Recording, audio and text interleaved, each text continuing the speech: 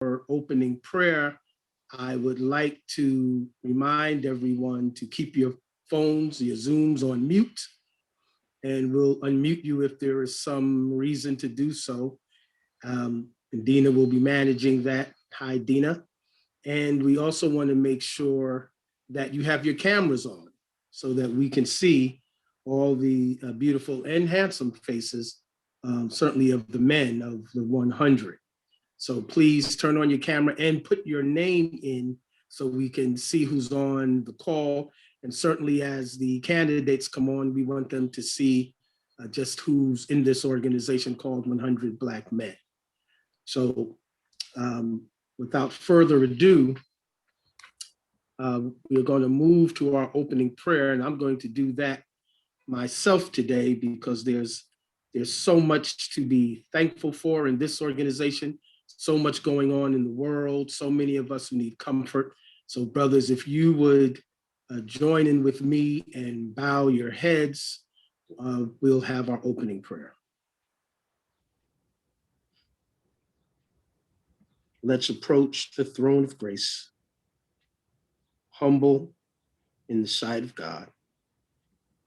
And Father God, we ask you today to be with the 100 Black men as we prepare to open our minds to hear about people who may be the next leaders of this great city of New York. We ask you to allow us the ability to understand what we will hear and to use it as we begin to make our own decisions about how we're going to impact the city. We ask for your healing on all the members of our families who may be sick, the members of our city who may be sick. We ask for prayers of consolation and to console those of us whose hearts need consoling at this time. We remember those of us who've lost so much during this past year, and those of us who lost something just recently, or someone just recently, Father. We ask you to touch their hearts and their families, just to let them know that everything is all right because you are God and you are in control. These things we ask in your mighty and matchless name, amen.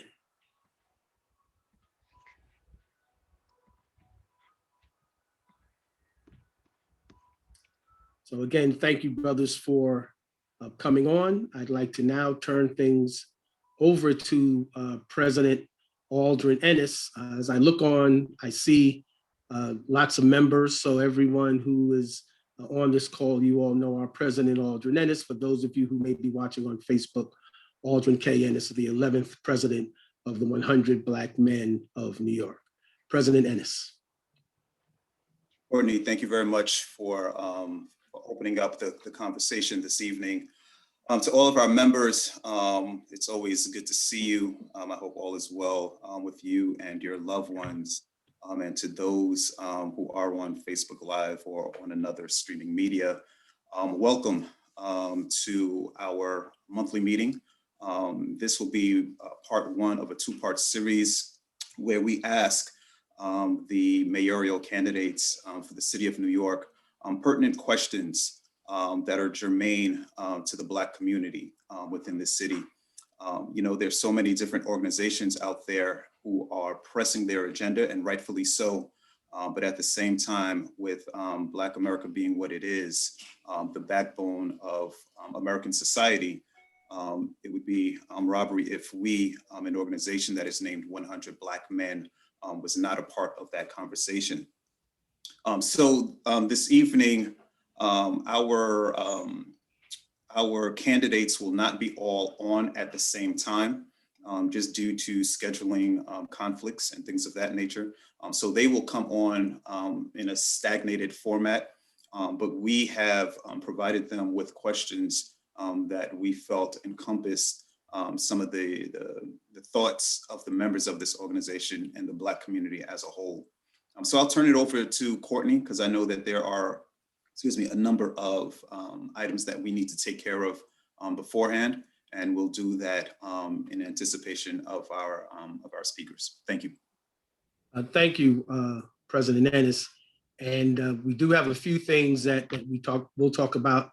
Just want everyone to be aware that, as the president said, we won't have our speakers all at the same time.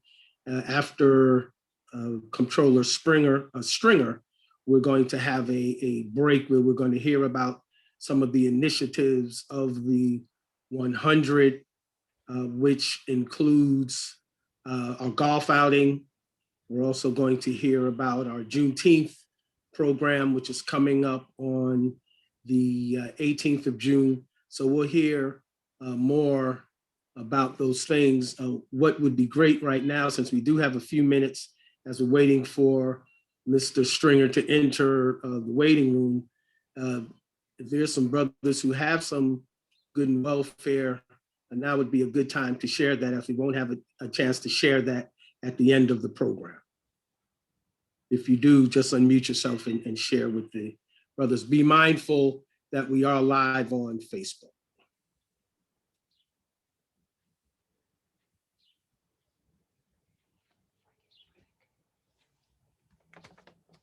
All right. Good evening, everyone. My name is Reggie Pittman. I'm on the board of the 100 founding chapter. I'd just like to make an announcement that the Education Committee is looking forward to all its members helping us with a fundraiser for scholarships. We're going to do a popcorn fundraiser. We're looking forward to all the members helping us, and if you're not a member, to support us in this endeavor so we can continue to move forward and help our young men and women with furthering their education. So look for more information about that. We'll be doing a fundraiser within the next month, and we hope that we can get everyone's support that's in the sound of my voice. Thank you. Thank you, Brother Pittman. You're doing great things over in the Education Committee, including the design of the OHBM Technology Academy for young men. So please absolutely keep up the good work. Any other good reports? And want to remind brothers to please turn your cameras on so that we can see the faces of those who have joined us. Dr. Miller or Dr. Butts, if you're on, can you tell us what's going on with the Health and Wellness Committee?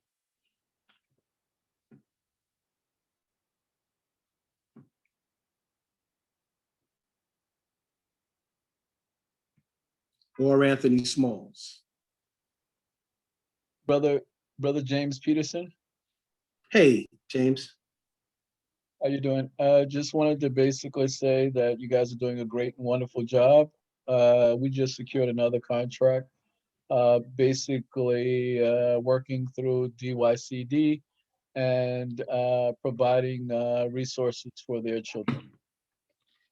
Fantastic. You keep raising the bar for yourself. So congratulations. We're looking forward to hearing about MWBEs and certified MWBEs from our candidates. We are having a golf outing, and just want to share with all the members, and there's going to be a broader presentation on this later in our meeting today, but our golf outing, the Dr. Roscoe C. Brown golf outing, it's our 14th annual. It's going to be held in Ardsley, New York at the Ardsley Country Club. And we're looking to have out at least 100 golfers and some very special guests. You're going to hear more about this from Derek Barnes and other members of the committee. If anyone from the committee other than Brother Barnes wants to offer anything about the golf outing now, would be a great time to do so. When Derek comes on, he's going to talk about how all the members can get involved.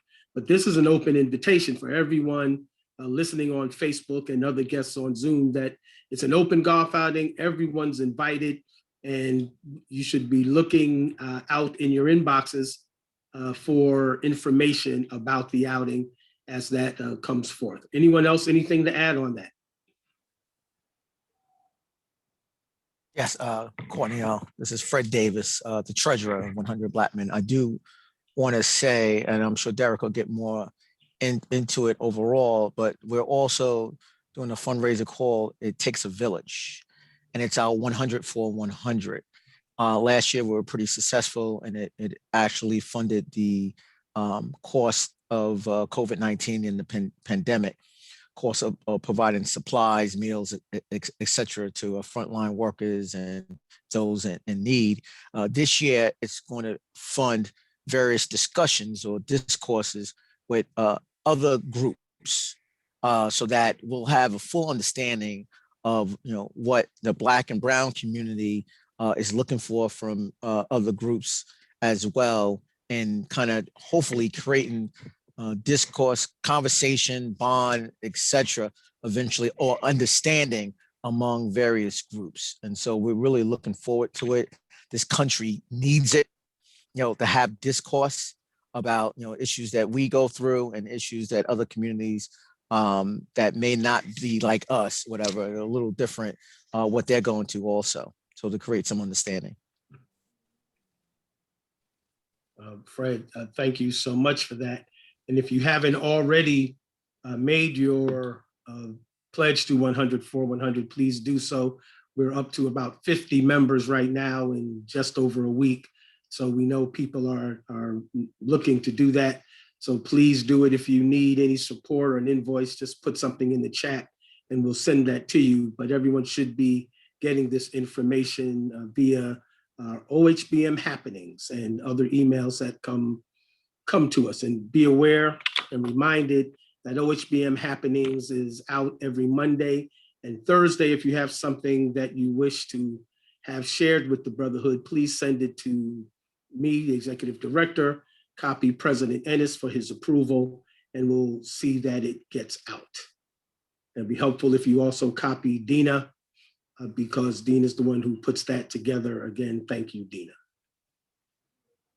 I'm going to check on our first candidate who should be in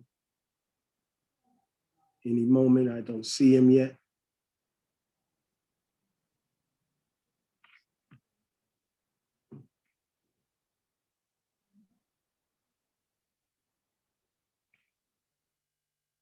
And if anyone else has something to share, please share it at this time.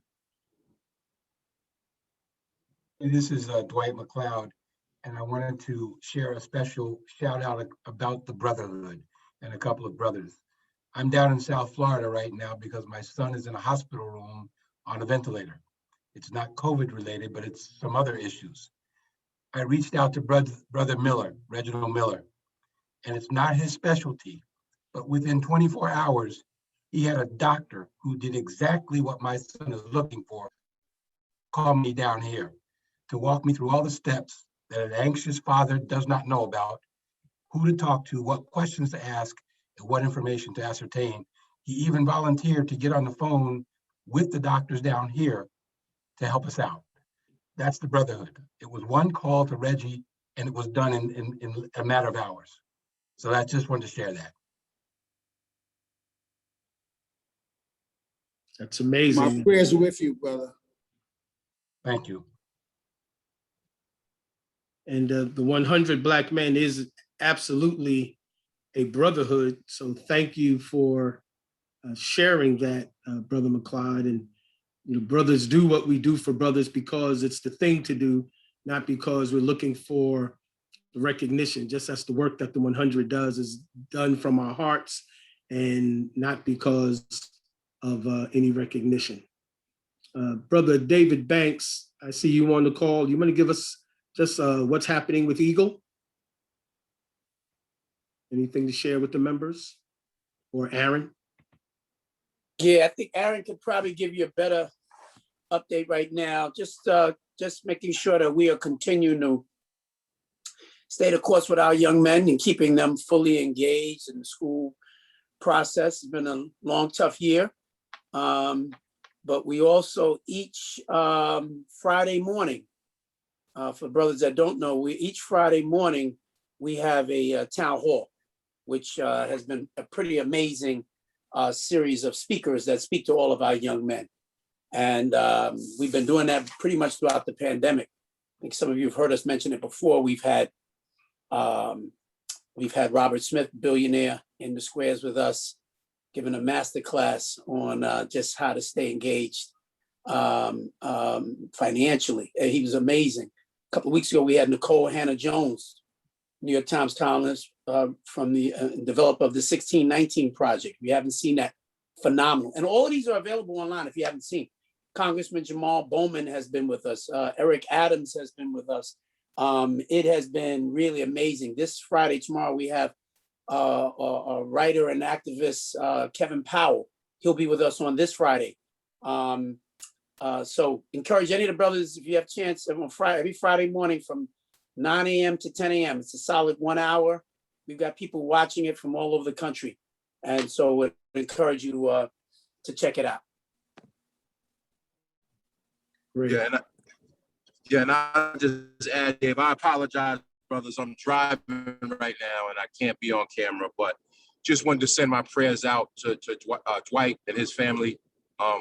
And just thank he and all the other brothers that continue to serve as mentors for our young men. I see Francis is on, and I'm not able to see everybody, but again, thank you to all of the brothers that continue to provide that support. I know it's been a virtual world that we're dealing with, and hopefully we'll be back in person soon, but that support that you provide for the young men is invaluable. They critically need it. And we're almost at the end of this school year. We're almost at the end of the tunnel, per se. And again, your support has been essential. So thank you so much. Thank you. Anything else as we wait for our first candidate? Well, while we're waiting, I do want to share that on June 18th, the Junior 100 program is going to have a Juneteenth teach-in. And that's a program designed to inform people about Juneteenth. You know, Juneteenth is being observed in the state of New York. Officially, schools are closed, et cetera. And we want to help people understand what Juneteenth is. All the members are invited. Our Junior 100 program, under the stewardship of Valone Brown, now has about 300 members, young people. 40 of those young people are in our core Junior 100 program that meets every Saturday morning.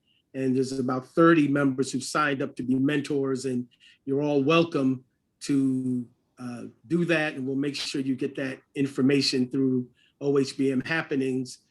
You should all also get a flyer for our Engaging the Police workshop, which is coming up also in May. But I want you to focus now on Juneteenth, what you know, what you need to know, what people need to know, and send some information to me and to Valone. I'll put his information in the chat or send it to everyone, because we want a large turnout. We've invited our chapters from Long Island and Syracuse. We're being supported by the Mayoral company, which is a public relations firm that's been helping us with a great many things. So we're really looking forward to having folks come on and be a part of that. There'll be some breakout rooms, some videos. We've reached out to some really great speakers that we're not sharing just yet.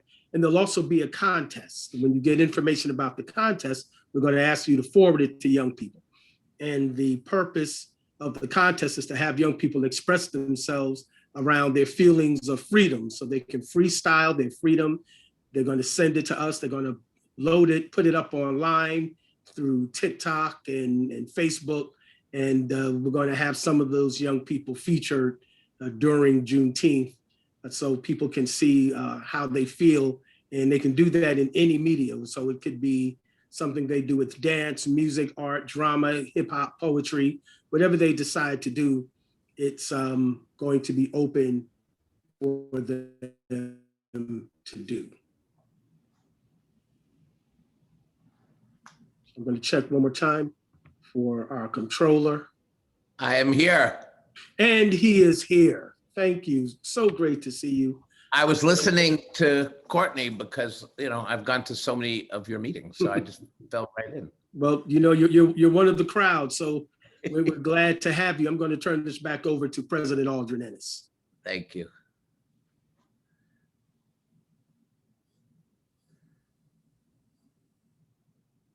Controller Stringer, so wonderful to see you. How are you? Good, Mr. President. Thanks for having me. Absolutely, absolutely. Well, you know, we are gathered to kind of hear your viewpoints on certain issues that are germane to the Black community. And as you know, a candidate for New York City mayor, we felt that we'd love to give everyone, especially the top runners, an opportunity to answer some questions and basically exchange in some type of dialogue. So one of the things which is pressing on everyone's mind, as you can imagine, stems around COVID-19 recovery. So the first question is, what is your plan to lead our city's recovery, reemergence, and restoration from COVID-19 pandemic, while ensuring that Black and Brown neighborhoods are not left behind? And please also touch on your plans to open up schools and work with the chancellor, the educational chancellor. So look, first of all, thank you for giving me this opportunity to talk to all of you. And I recognize that this amazing organization has really been on the front lines during the pandemic. And I know how much you work to try to make people safe and get people resources. And it has been a very, very difficult year. But look, I will say to you that we cannot reopen the same way we closed. Wall Street made bank during this pandemic, $50 billion in profits, while frontline workers and communities of color suffered, lost lives and livelihoods. This is personal for me because my mom died in a Bronx hospital a year ago. And I remember her doctor telling me straight up that while your mom was 86 years old with pre-existing health conditions and you loved her like a son would love a mother, you have to understand at our Bronx hospital, people who are Black and people who are Brown are coming to the hospital dying at the age of 40 and 50 years of age. And that has to change in our city because the reason that happened is because for decades, government has never invested in communities of color, didn't invest in the economy, didn't invest in solving the health disparities, just manage people's illnesses. And when it came to the government decisions that had to be made, where do you put a bus depot station? Where do you put a peaker plant? There was never any thought other than put it uptown, right? So if you have a filtration plant, just put it uptown. If you had a bus depot station, put it uptown. And we put so much uptown that downtown made $50 billion and everyone else suffered. So we need a mayor who understands that, but understands that it's not just about speechifying. We got to come in and reinvest in our communities of color through the lens of the economy, through the lens of health disparities. And we've got to stop rezonings that end up pushing people of color out of neighborhoods that they built, you built, and also stop poisoning the community through the lens of environmental racism and injustice. And I have the skills to recognize that. And I hope we could talk about it in the time that we have. In terms of opening schools, I mean, we're going to have a lot of kids who are going to have tremendous learning loss. And let me say to all of you, I'm an older dad, but I got married late in life. So I have a 9-year-old and 7-year-old. If this was church, people usually say to me at this point, amen. And then I say, I'm a failed remote learning teacher, right? It was very embarrassing for me when my 9-year-old third grader came to me and said, Daddy, I need help with my math homework. And I was like, of course, son. And he said to me, you're the controller, so you know about math like nobody. And I said, totally. Like there's nobody you're going to find who knows math. I mean, it's a $240 billion pension fund, son. So you just show me what you need me to do. And I looked at the math and I said, your mom can help you, right? That's how bad it was. But here's the thing, but here's the thing. My kids were privileged. They had their issues, but I had a credit card. So if they needed a new iPad, I got it. If they needed mental health or extra tutoring, I got it. Your kids got it, right? But the truth is there's kids of color in homeless shelters. They don't have it. They don't have remote learning devices. They were already farther behind. They're the ones we have to bring back. The kids in public housing, no internet access. So even if they had a device, what did they get? Nothing. I want to be the mayor that brings every kid back in the public school system, which means tutoring, which means equal after school programming, because we got to stop this game of parents with money dictating the terms of a child's education. I want to put 2 teachers in every class from K to 5. I want to triple the number of childcare slots. That's how we equalize education for all children, regardless of income.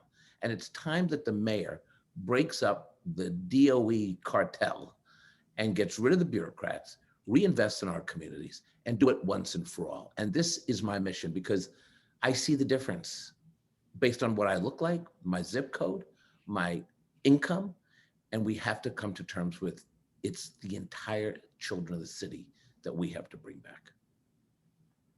Thank you very much for that response, Comptroller Stringer. Sure.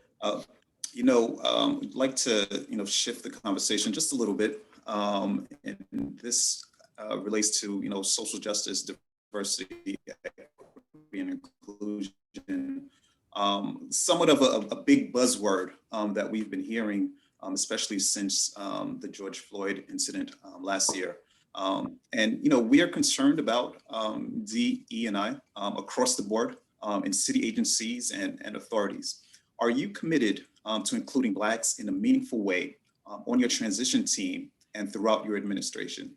And how can 100 Black men make recommendations to help fill these key administrative, management, board, and leadership positions associated with your new administration?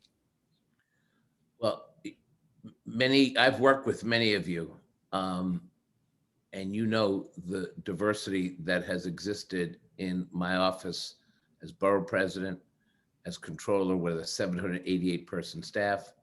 I appointed the city's first chief diversity officer, Carl Wallace, Absolutely. and then Wendy Garcia, because we needed to tackle the issue of procurement and the lack of investment in women and minority-owned businesses. Over 7 years, we actually published agency by agency the spend of city government and procurement with women and minority-owned businesses. And we letter graded the agencies and fought every day to make sure that we could create wealth in all of our communities.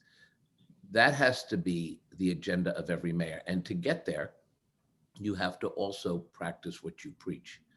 And one of the things you should know with me is when we were letter grading the agencies, Carl said to me and others, we were sitting around, and people said to me, Mr. Controller, we don't have to do an analysis of your spend in the controller's office. And I was like, really, why is that? Well, because this is finance and it's different. I said, really? So we don't have to be held accountable to contracts and MWBs and people of color, Black and brown people? Like there's nobody who can work in finance? I said, I don't believe that. I said, you let it grade the controller's office and let the chips fall where they may. And that letter grade came back as a C, right? And the following year, I got a C. But I also had a chief diversity officer. So the point I'm making here is I'm leaving office with my A, hard-earned A, because we have to break up the inherent racial injustice in approving contracts. And the best way to do it is to create a mayoral team with people in government are diverse. And that's what I did with the National Boardroom Accountability Project. The way I did it was I said to the companies we invested, and I said it nationally, we've got to make sure that we create a pathway to the C-suite and the corporate board. We also have to create a pathway for elected council members, assembly members, deputy mayors, commissioners. That's how you bring the next generation along. And I'm very committed to 100 Black men being at the transition table to make sure that we create a co-governance structure in the city. Because look, I think I'm the best person to be mayor at this time. But as all of you know, I have spent a lot of time working to elect people of color to office. And I want to be one of the people that ushers in this next generation, which I think is important. It's important to me personally, it's important for the city, and I have a track record to do it. Thank you. Excuse me, along the same lines of diversity, we think about the businesses that are coming out of this city and, the fairness of various contracts. So this next question that I'm about to pose to you stems around economic empowerment, MWBE programs. So since its inception of this program, which, we've had a whole host of members from 100 Black men involved in it, including Mayor David Dinkins, who's a founder or one of the founders of our organization. And you had presidents such as Paul Williams and Michael Garner, who have led the charge in regards to the MWBE program. Black businesses have been at the bottom in terms of the number and dollar value of New York City awarded contracts. What are your top 3 priorities for the City of New York's MWBE program, and what initiatives will your administration put in place to support these New York City certified Black-owned businesses?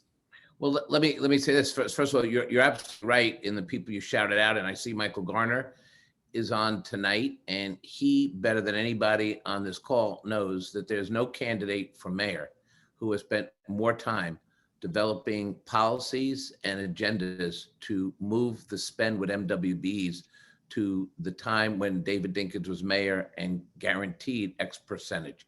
Now, Mr. Garner may not be supporting me for mayor, but he would admit that there's nobody who could come in on day one and get to work on this issue, because the totality of my work has been, thank you, Michael, has been about this. So what are my priorities?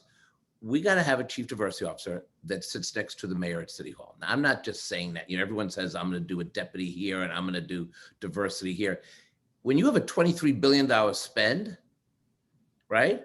And only 5% of that spend is with MWBs, you better have the chief diversity officer sitting next to you.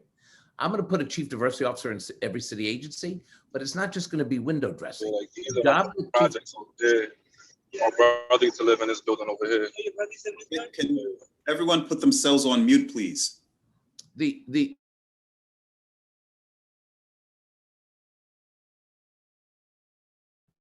reason you need a chief diversity officer in every agency is this is hard work. You got to look at a contract, right, Michael? And then you got to split that contract. You got to find mentorship programs. You got to educate the new MWBs coming in that this is not easy street. And one of the things I was able to do, and I would scale this up citywide, is I started something called MWBE University, right? Not Trump University, MWBE University. We took young MWBs, matched them with the biggest companies in the city. You know, as controller, no one's going to say no to my school, right? Everyone's in there. We're networking, we're building people. But here's what we have to recognize. Young woman of color, Black woman, says to me at the MWB University, you know, I don't know if you were there, Michael, when this happened. She says, you know, I'm a publicist and I have a contract with Nike. And everyone nodded. And she said, you know, it's not easy to get a contract with Nike. That's a big company, right? So she said to me, I'm doing something right if I work as a consultant to Nike. I can't get a contract with DOT, with DOE, with any alphabet agency. Now, how's that possible that this young woman can't do business with the city? And that's what we have to change. And I'm going to make sure that happens, because if we don't do this, then the $23 billion of procurement that we have, which is huge, we will never expand economic opportunity and wealth in our communities of color. And why wouldn't we want to tackle that with the power that we have? A chief diversity officer in every agency, the chief diversity officer sitting next to the mayor at City Hall. And then we don't have enough time to go through the recommendations that we've put forth over the years to equalize that spend, but I will send it to all of you. It's a real plan, it's a real program, and we've got to get this spend to where the population of the city is. Thank you for that response. So, you know, 100 Black Men, it's an organization, you know, that's, you know, it's known for mentoring. I feel that we do a pretty good job in that regard. You do. Thank you.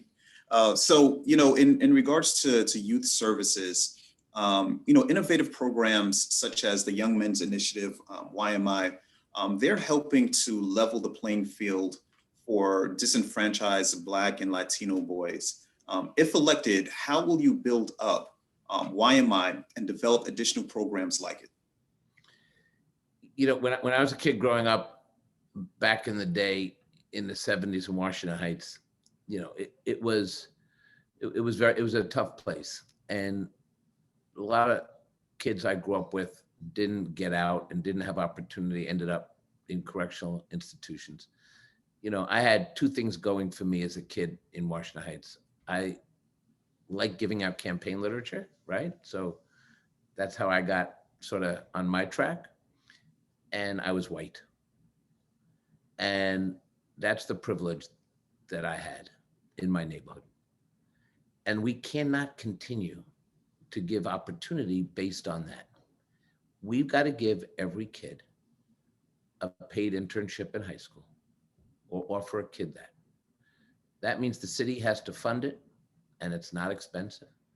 And that means every business leader in every agency or every profession has to come to City Hall and pledge an internship for every child. It's the ticket out. I just know it in my bones. So I'll work with 100 Black men because you've done it right. We've got to give kids that mentorship and that internship, that paid internship. Second, when it comes to summer jobs, we got a baseline in the summer jobs program and the initiatives that you talk about. You can't threaten in a pandemic to lay off 34,000 city workers and then say you're not going to fund the summer jobs programs. Kids know when they're being disrespected. And I will work very hard to make sure that every child of all backgrounds have this opportunity. I think, look, if we could get early education right, if we can then get a paid CUNY, a free CUNY 2-year credential, so we can start doing workforce development for kids who don't want to go to college, get them into the green economy. It's going to be a $30 billion industry. It's going to be bigger than the Industrial Revolution. We should start training our kids now in all the neighborhoods. Obviously, we want to get kids to college and beyond, but we've got to give buckets for every kid. I think it starts at the beginning. That one internship, that one job, if we respect our kids, they're going to follow through because that's what kids do, right? And I'm going to do that as mayor. Thank you. Once again, 100 Black men, right? So we are an organization of Black men.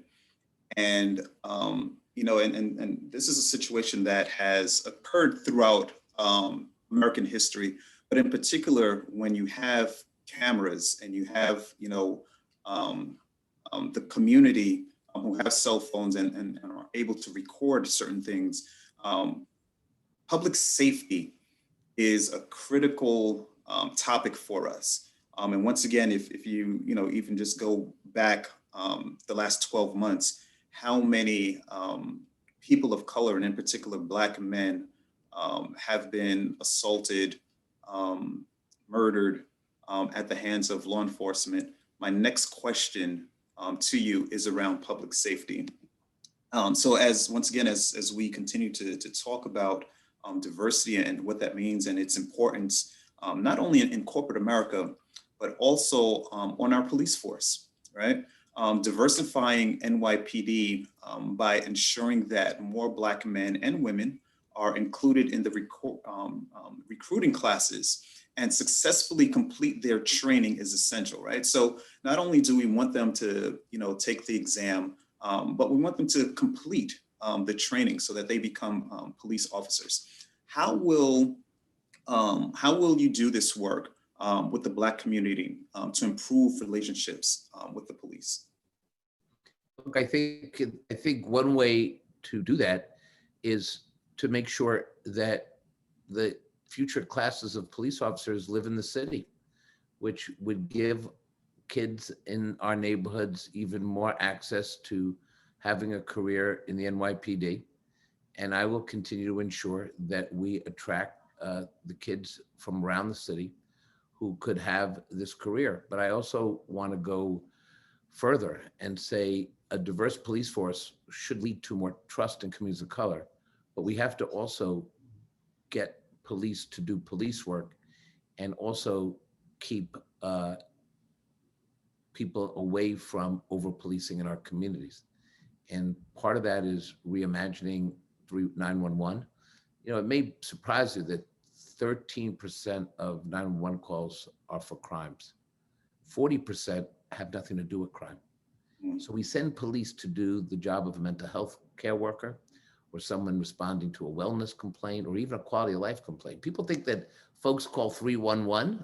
No, they call it 911. And what I want to do is I want to focus policing on the dangerous criminals, the people who are preying on our kids, who are bringing the guns into neighborhoods. We know where those hotspots are. And then I want to have a different response to some of the issues of the day to keep police away from the kids. There's no reason why we should have that interaction. I do think a diverse police force and residency will help, but let's think about how we respond to communities.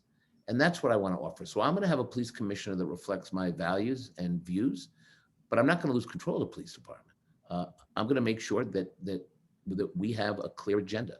And part of that will be bringing young people into the NYPD, but it's also how do we create an NYPD that the young people coming in will respect, will want to stay career-wise, and to show them the upward mobility and make that agency something that all communities feel pride in.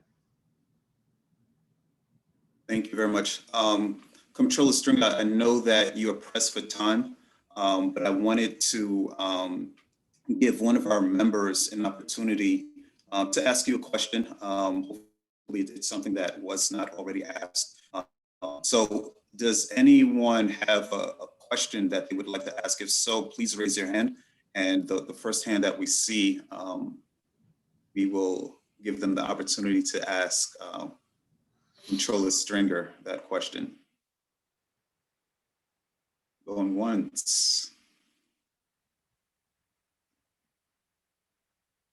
Going twice. Courtney, do you see anyone who has their hand up? Because I don't see anyone on my side. David Davenport.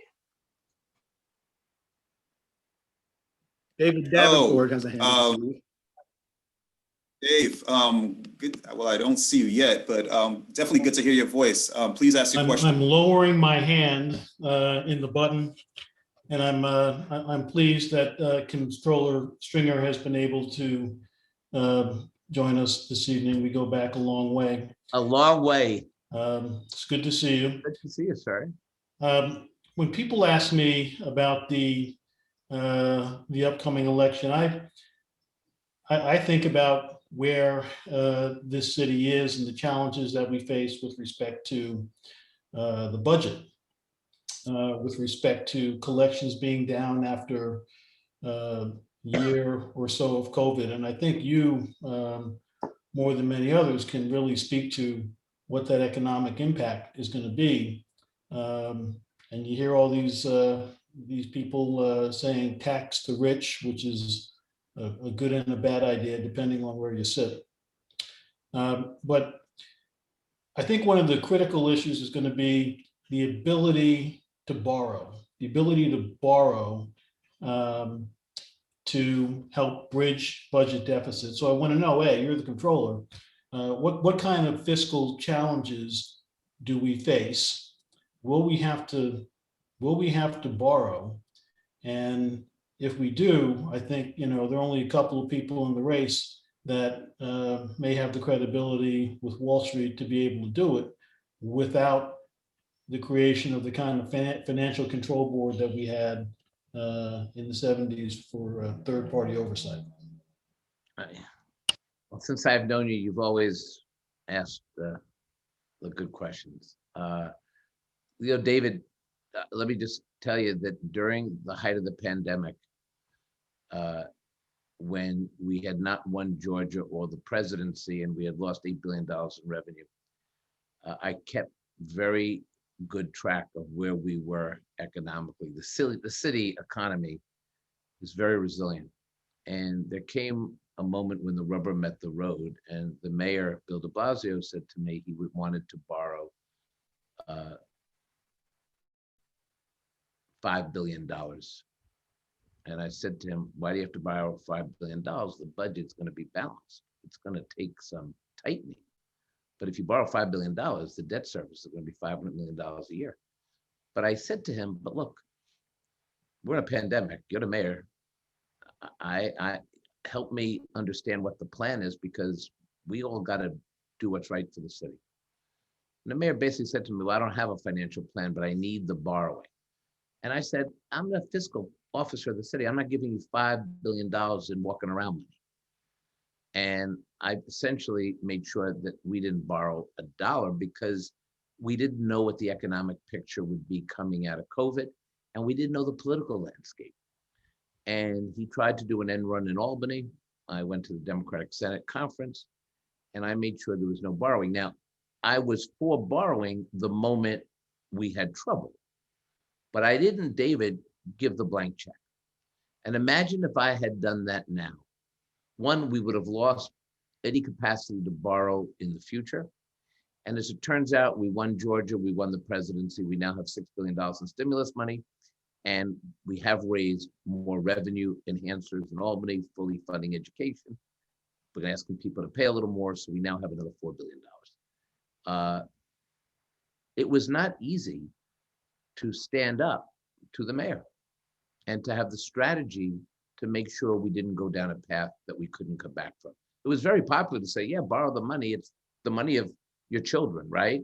But I was able to stop it. And that's why when you think about who the next mayor should be, I think you also need to think about who has the depth of financial experience, who has the political skills to make sure that we land the plane, and somebody who sees the bigger picture. And there's no one in this race, nobody, who has the Albany experience, because we have to reset the Albany relationship. No one's going to steal my lunch money at Albany, I'll tell you that. Second, we need somebody who understands land use and zoning and economic development. Under my watch as borough president, we expanded Columbia, NYU, Fordham, and Cornell Tech. And that took a lot of work building consensus in communities. And as controller, you know, I've run the 4th largest pension fund in this country, 14th largest in the world. I hit our 9%, I hit a 9% actuarial target, even though my goal, I'm charged with hitting 7%. And while I was doing that, I divested $4 billion in fossil fuel, historic moment for our city and country.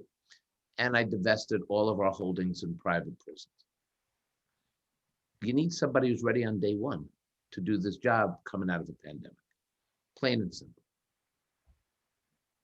Thank you very much, Commissioner Stringer. I'm sorry, Comptroller Stringer. Do you have any closing remarks for us? Support me. If I can't be a number one, make me your number two. If you make me a number three, I'm going to be annoyed. Just kidding. Thank you very much. Thank you very much for your time. Thank you for giving me this opportunity. Sharing your vision with us, and good luck with the race. Thank you. Thank you, everybody. It's great to see you. See you soon. Thanks. We'll turn it over to Courtney. Hey, we're going to move quickly. We're expecting candidate Ray McGuire at 6:05, but we do have about 15 minutes to really talk about golf. And golf is our second largest fundraiser. We have an ambitious goal. We have over 50 members on that golf committee. So 3 co-chairs, Derek Barnes, Fred Davis, and Chris Bennett are on the line. And we're going to go to Derek so he can talk to everyone about our golf outing. And again, for those who are listening on Facebook or visiting with us on Zoom, this is an open event. If you want to support it, attend it, you let us know. And right now we want to go to Derek Barnes. Good evening, gentlemen.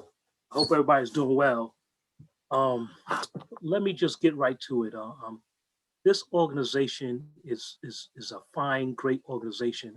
And again, this golf outing is one of the main fundraisers that we have.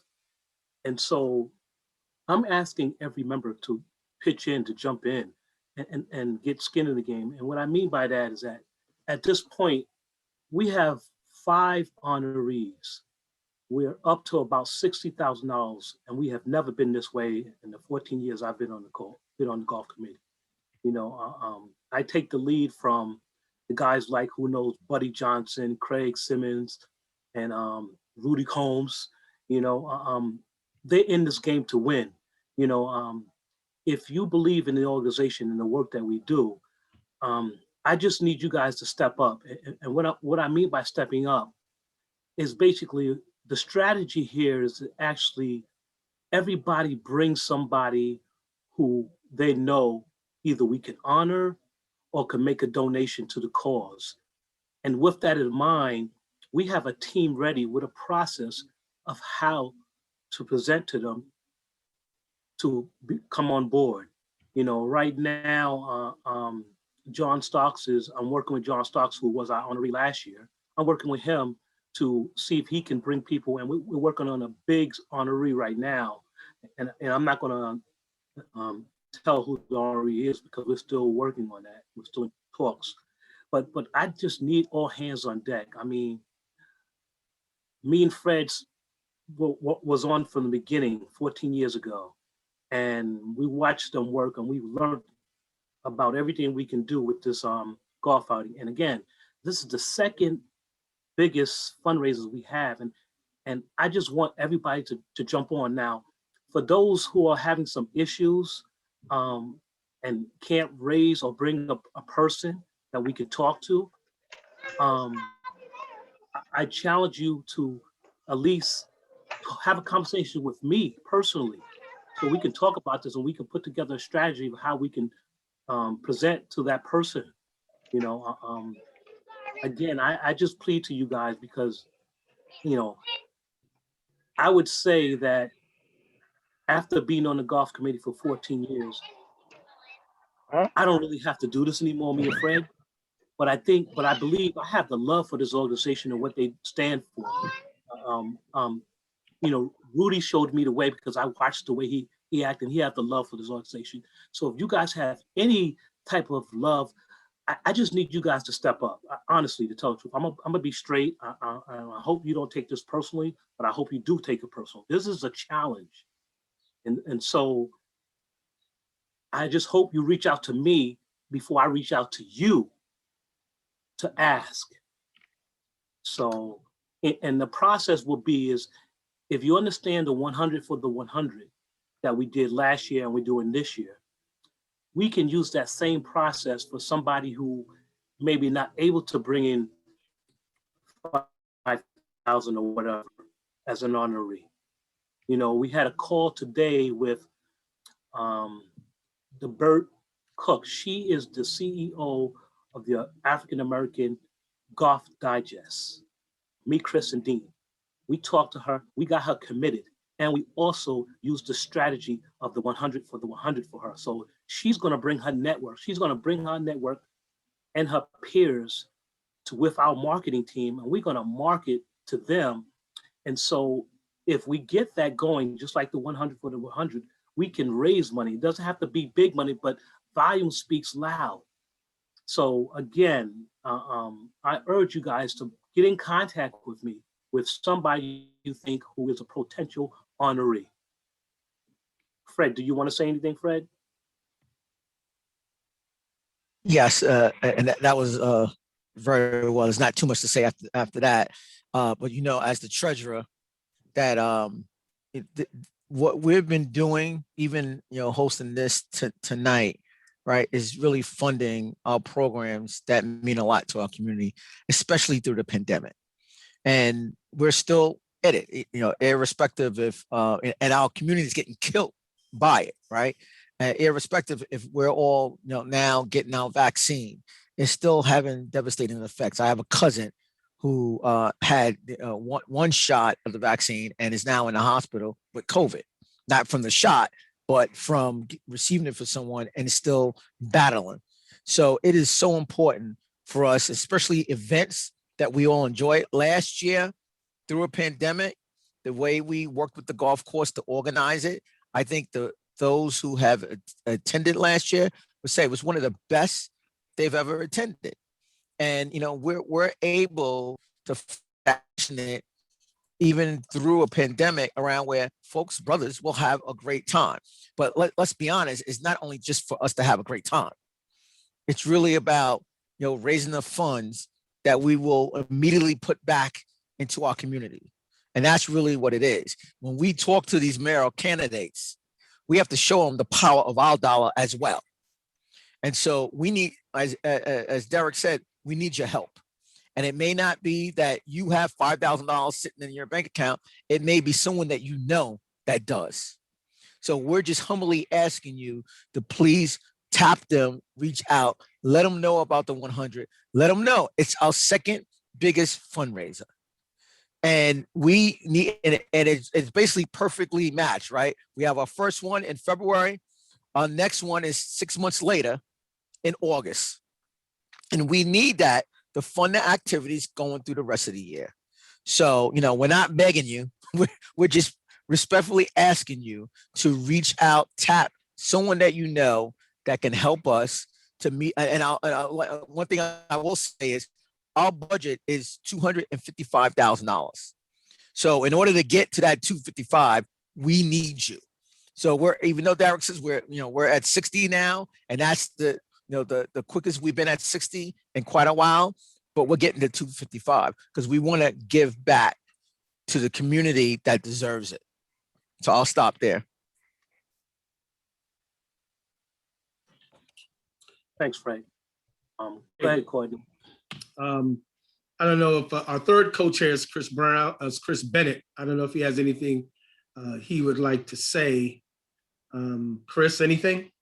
Surely. Can you hear me? Yes. Okay, great. What I'd like to just say is that this is Roscoe C. Brown's classic. And if you know who Dr. Roscoe C. Brown was, he was a Tuskegee Airman and someone who was really profoundly known throughout the city and throughout the state. And we want to be just like him. I'm really pleading out to the younger members. Please come out and support us, come to our meeting and contribute. You can contribute as well. We need your help as well. So don't just leave it on the older members. Our 2018, our 2019 class, our 2020 class, get involved and contribute. Support the 100 for 100. This golf outing is going to be fantastic. It's on a great start. We're organized. We got great members and we're ready to go. So that's all we're asking. Thanks. So those are your three co-chairs, and remember, everyone, for our visitors, thank you.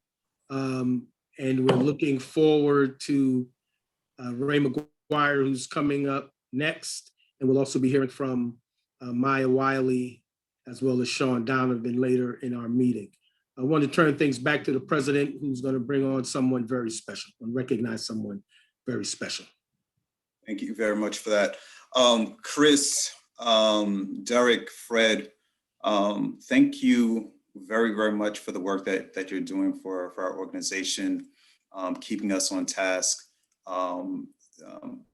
ringing that clarion call, and letting us know the urgency of the success of this 14th annual Golf Classic. So, the 100 is very dear and near to my heart. And I'm so grateful that we still have one of our founders who is with us, Godfrey Moraine.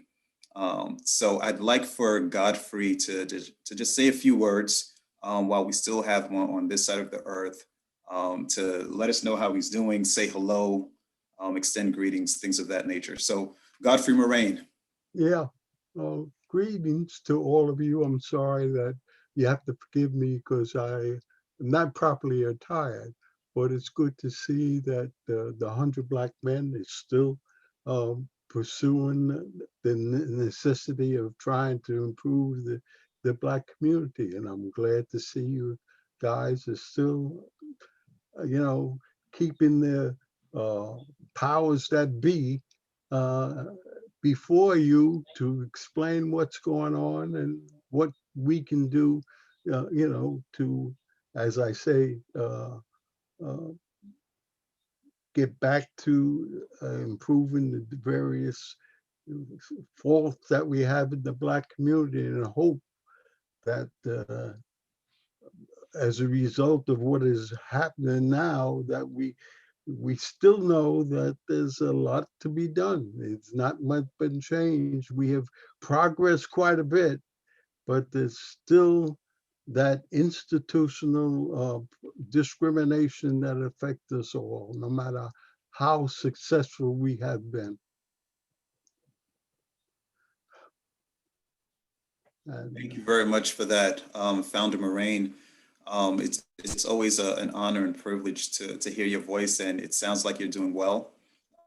So we're thankful for that, and I'm sure that for those, especially new members who have not had the opportunity to meet you, I'm hoping that we can make that happen. Hopefully at the upcoming golf outing, if not sooner. well, I'd like to. that's one of the problems I have. My mobility is very restricted. I'm now 94 years of age, and so it's kind of difficult for me to get around. But I'm still here, and I doubt whether I'll ever physically get to any of the meetings, but as long as we have the internet and the visual, visual, this type of meeting, I will probably be able to appear. Awesome. And participate. Well, Yes. we'll definitely make sure that happens. We love you. We love you, Godfrey. Thank you for everything, our brother, one of our founders. God bless you. Thank you. Right. Right. And it's good to see you that Mike Garner still there, right? And Craig Simmons, I see his picture. I don't know if he's on the back. Godfrey, without you and others, we wouldn't be us. Thank you so much, Godfrey. Godfrey, God bless. God bless. Right. Yeah, and thank you, Godfrey. If you need anything, I'm only a phone call away. This is Mike Garner speaking. Okay, right. Amen for Godfrey. Salute. Amen. Yeah. We're standing on your shoulders. Absolutely. So with that said, let's do this for Godfrey as well. Go out on the bang. Indeed. Right. We stand on this legacy. So we're all happy to be here. We're waiting for Ray McGuire, and we're anxiously awaiting because we've really been looking to hear from him for a while. So while we do that, our first vice president, Rob Brown, is on the call. It'd be great to hear some comments from you, Rob. How's everybody doing? I wasn't expecting to. I was taking a back seat today. That's why we called on you. Yeah, I figured that. So you're smiling, like I hope they don't call on you. But I would just like to say, as far as when we're talking about our next fundraiser, that we also need you guys to come out and play golf. We need you to buy foursomes or single, if we have enough single golfers, because we're expecting a big turnout. And golf is, like I said, our second fundraiser after the gala, which I've chaired enough times. But just everybody, just remember what Derek and Fred and Chris, those guys are doing a tremendous job. And I'm happy that I could be just part of the committee and don't have to drive the bus. I'm definitely involved and very happy with what they're doing. But I just like to say, we had a chance for some accountability in this country a few days ago in that Derek Chauvin case. And it was something that was very close to my heart because my family went through the same thing. Thank God we had enough funds that we could take the police officer to court 3 times before we got the verdict that we needed. Most people don't have that ability when they're struck down unjustly. But I think it's tremendously important that when you get accountability, that we build on that accountability. There's a lot that's going on in our communities that we need to work on with guns and drugs and things that we're doing to ourselves. We need to concentrate on those things just as vigorously as we concentrate on injustices and work hard to stem those things. So 100 Black men, I mean, this is why I'm a member, because I think that we concentrate on those things that we can fix ourselves. So that's my soapbox for today. Hope you guys are all well. I got my third daughter graduating on May 6th. All three are done. Dad is proud. I'm buying a lot of cars, but Dad is proud. Thank you. Congratulations. Congratulations. Well, thank you, proud dad. And we're going to be grabbing up one of your daughters to have her help us with our social media. So I'm glad that they have some time and are able to do that, and they're so talented. So congratulations. And Rob, you need to give a class on Thank you. It's Derek Perkinson. Can I make a remark? Hold on, everyone. Everyone should be muted. Greg Smiley is here. Hi, Greg. Greg is from Ray McGuire's office.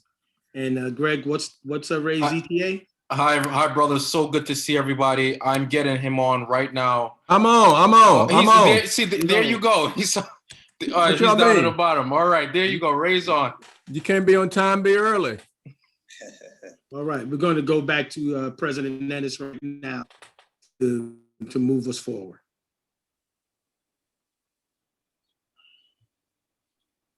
All right. Ray McGuire, absolute pleasure to see you again. The last we interacted was a couple of weeks ago through work, so definitely good to see you.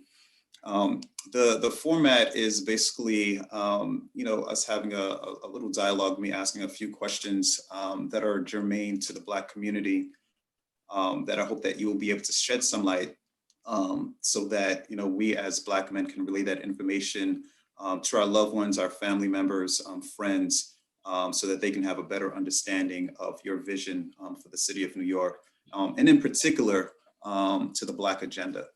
So how are you this evening? I'm well, and thank you for having me, and condolences to you. My heart goes out to you. Thank you. A lot of respect, a lot of condolences to you. Thank you. First question is around COVID-19 and recovery. What is your plan to lead our city to recovery, reemergence, and restoration from the COVID-19 pandemic while ensuring that Black and brown neighborhoods are not left behind? Please also touch on your plan that you have to open up the schools within New York City and your work with the Chancellor. So let me be clear about COVID and the impact that it's had on Black and brown communities, and what my plan is to address just COVID, but it is part of a larger plan. Before I left my day job at Citi, I wrote the foreword to an analysis that showed that, if you haven't seen it, I would encourage you to take a look at it.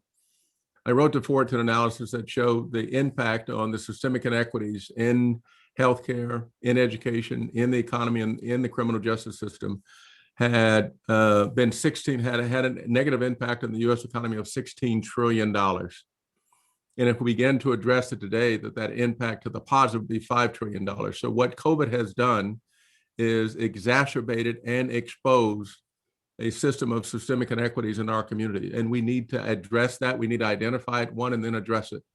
When it comes to COVID, we recognize that it has a disproportionate impact on Black and brown people. When it comes to healthcare, that's clear that we didn't have the care. Many of us live in healthcare deserts. We need to address that. And even when the vaccine is with us, those healthcare deserts have still yet to be addressed. We've not gone through and educated and informed our people on the efficacies of taking the vaccine.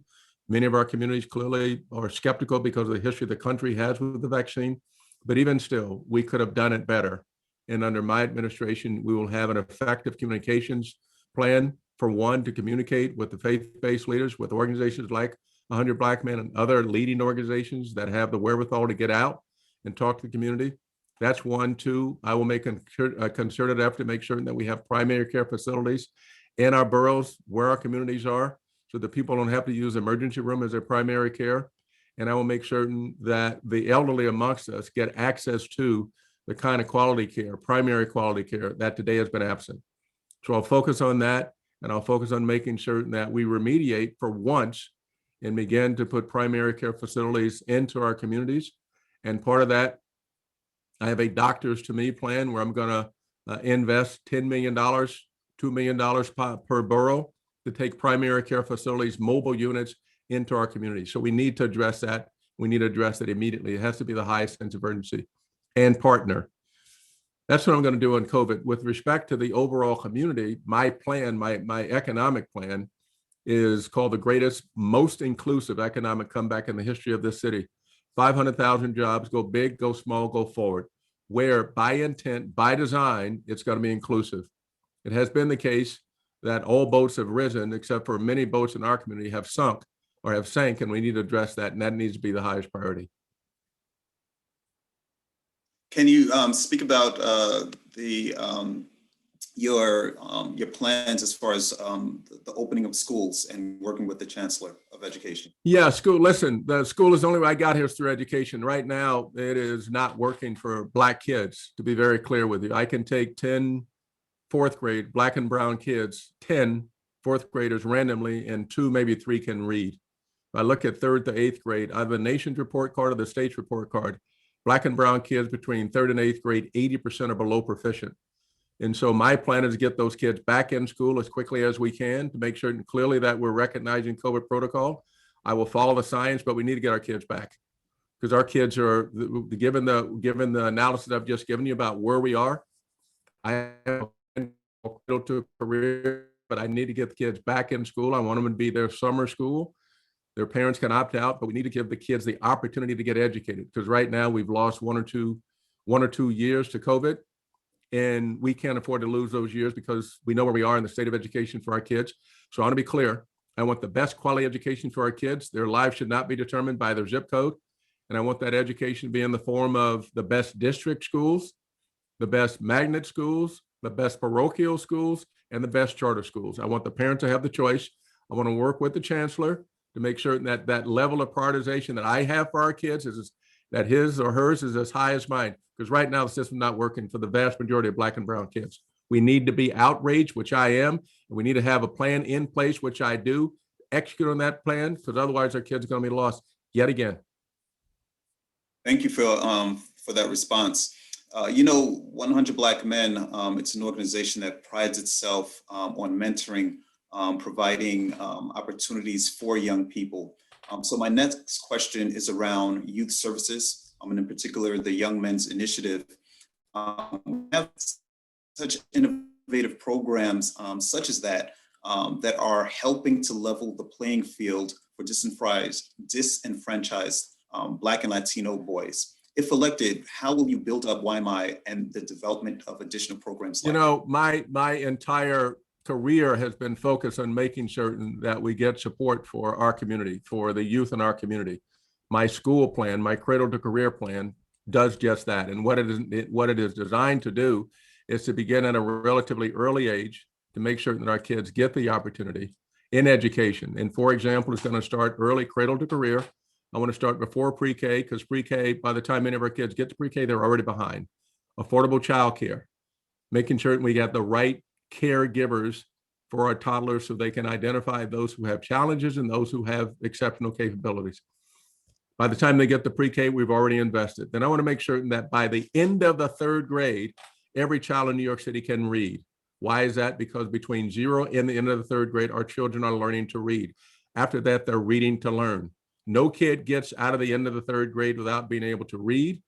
And that means that we need to invest now. I'm going to take a 10,000 person certified tutor corps, college students, certify them, retired teachers, existing teachers. No kid gets out of the end of the 3rd grade without being able to read and do math. 6th grade, every child is digitally and financially literate. They got technology. They know how to balance their checkbook. We need to ensure that. In the 8th grade, I want to make sure they get exposed to different career opportunities, which is where YMI come in. And that's to make sure that not only do they get exposed to those opportunities, they can be plumbers or carpenters or software engineers. They can be botanists or paleontologists.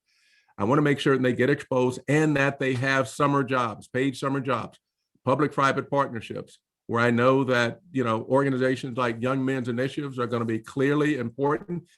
I need to partner with them to make sure that we have the guidance counselors, that we get our kids exposed. By the time they get to the 11th grade, they will have been exposed. They will have had summer jobs, and they can get classroom credit for half of the year. And then for the senior year, they can get full credit. By the time they graduate, they can do one of three things. They can go into those career jobs to which they've been exposed, where programs like YMI have been included, and they can go to a 2-year, 4-year college. But I've taken responsibility. I'm holding myself accountable. And yes, I want mayoral control for these Black and brown kids who to this day, unless we have programs like YMI, are going to be left behind. And we can no longer afford to do that. Thank you. 2020 has been a very difficult year all across the board, not only for Black America, but for America as a whole. One of the buzzwords that we've heard a lot of is DE&I, right? Diversity, equity, and inclusion. We, as an organization, are concerned about it across the board in city agencies and authorities. Are you committed to including Blacks in a meaningful way on your transition team and throughout your administration, right? And then how can 100 Black men make recommendations to fill key administrative, management, board, and leadership positions associated with your new administration? So let me be clear. 100 Black men will be at the table. They will be included.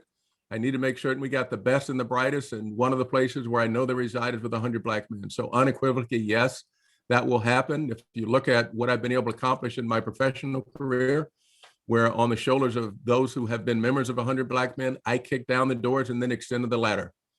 And that meant that I've been responsible for the creation of more jobs, more job training. People like SEO and MLT, been there from the start. CUP, been there from the start. More jobs, created more wealth than all the other, for Black people, than all the other candidates combined. And so I will continue that. And let me also be clear about something. And maybe this is embedded in the question. If it's not, let me address it head on. MWBEs, Black and brown businesses. We know what the implications have been or what the results have been in this administration. In 2020, we spent $22.5 billion. $22.5 billion. 82% of MWBEs got zero, nothing. And of the dollars that were doled out, 1.9 billion or less than 5% were given to MWBEs, and a much smaller percentage of that given to Black people. I will be intentional. The examples that we have are Harold Washington. They are in Maynard Jackson in specific, in Atlanta, where we did see the commitment to and the creation of Black wealth. I will take that model and modernize it. That's what I'm about. That's what I've been about. That's what I'll continue to be about. And I'm gonna, and when it comes to my MWBE plan, when it comes to my small business plan, just be very clear about something. 100 Black men has informed the creation of that. So much of the thinking that goes into my go big, go small, go forward plan has included those people, the architects of which have been very successful in making certain this happen in their own careers. So I'm benefiting from that knowledge, which is another indication of how I intend to engage with 100 Black men as I go forward. I'm actually very glad that you mentioned that, because that was my next question in regards to MWBE programs within New York City. You mentioned Mayor Maynard Jackson out of Atlanta, but we too have our own mayor, David Dinkins, who is a founder of this organization. And that was one of his biggest points, was creating a more equitable spaces, and in particular for this beautiful mosaic that he called New York City. So thank you for responding to that question even before I had the opportunity to ask it. Another question that I have goes around public safety, right? So, Black men in particular throughout America's history have been targeted. And unfortunately, it seems as if they've been targeted by law enforcement. Most of it has gone, quote unquote, undetected, but with the wave of folks having cameras, we've noticed an quote unquote increase, but it's just become more visible, especially when we reflect on George Floyd. As we continue to talk about diversity and its importance, not only in corporate America, but also in our police force, diversifying the NYPD by ensuring that more Black men and women are included in recruiting classes and successfully completing their training is essential. How will you do this work with the Black community to improve relationships with the police? So listen, this goes back to, and I'm glad you referenced Mayor Dinkins, safe cities, safe streets, community policing. And I will make community policing the foundation of all NYPD operations across every neighborhood in the city. Local New Yorkers know what's happening in their neighborhoods, but all too often the distrust of police has let a lot of these issues fester and escalate until it's too late. My approach will do whatever I can to bridge this divide, so the issues are isolated and addressed before they touch the criminal justice system. And that means hiring police officers that are representative of the areas they serve, who can build the trust. That means Black police officers, especially in the Black communities. We have a majority minority, but we need to increase representation of Black people. Listen, and I'm going to support hiring new officers in the 5 boroughs that live in the boroughs for the community for 2 years. And I'm going to conduct a top-down, top-to-bottom review of all the public safety. And I'm going to shift resources within the NYPD to increase the number of officers focused on getting the guns off the street. I got to increase that. I got to get the guns off the street. I got to make certain that we get help for the mentally ill. And I got to get the community and the police bridging that divide. Today, it's a big divide. I want to have a culture of respect, accountability, and proportionality. And then the other thing that I need to do is to make certain that there's accountability in the NYPD. And my plan calls just for that. It's called respect, accountability, proportionality. And what do I mean by that? That respect has been breached. And so why? Because there's been little to no accountability into the force that is used with overly aggressive policing. So I want to make sure that we deal with that. And how am I going to do with that? I'm going to have a deputy mayor for public safety, for one, that reports directly into me, that has the day-to-day management of the NYPD. Number 2, I'm going to make sure that the chain of command is held accountable. When one or more officers create some kind of overly aggressive police that results in some kind of death, the entire chain of command gets held accountable. Number 3, to deal with the mental health issues, I'm going to have a emergency social services office that is embedded in the NYPD precincts and embedded in the subways, so that as we have an increasing challenge with mental health, that the emergency social services go and deal with that. 4 to 5 of the 10 calls that go into 911 have to do with mental health issues, and that's only getting worse. So we need to address it. And then I'm going to have the CCRB with full investigative authority, which means that rather than take 48 days to get video cam footage, they get 48 hours. And they're going to get a full file, and they're going to make a recommendation to the police commissioner. And based on that recommendation, I will have the ultimate say-so on what goes down. I want to be held accountable. So accountability is there. And then I got to hit that. I got to hit hard that I-95 iron pipeline, which communities where the guns are made, and we're in the top 10 precincts in which they're delivered. I got to hit that. It shouldn't be the case that it's easier to get an illegal handgun than it is to get a legal tablet. We got to hit it hard and take them out. I want to take the guns out. And I need to invest in the communities to prevent what is taking place. Unemployment is 15 to 20% in many of our neighborhoods. There's no surprise in the rise of unemployment, the rise of violence. We got to deal with that. We got to give our people jobs, give them dignity. So I'm going to deal with it. And furthermore, not only do we need to increase at the entry level, I got to make sure that when it gets to the precinct captains with the precinct leaders, that they reflect the community, because right now it doesn't. And that's where a lot of the key decisions are taken. So I want to make certain that it, not only with MWBEs, but when it comes to an open position here, that I apply the Rooney Rule. You got to consider somebody Black, and you got to make sure that somebody Black gets elevated. I've used approaches like this in my private life when I was, at city. I know what works, and I know what can work. And getting the input from some of the people on the screen, I know that we can come up with best in class. Ray, thank you very much for that. I know it's near the time for you to leave.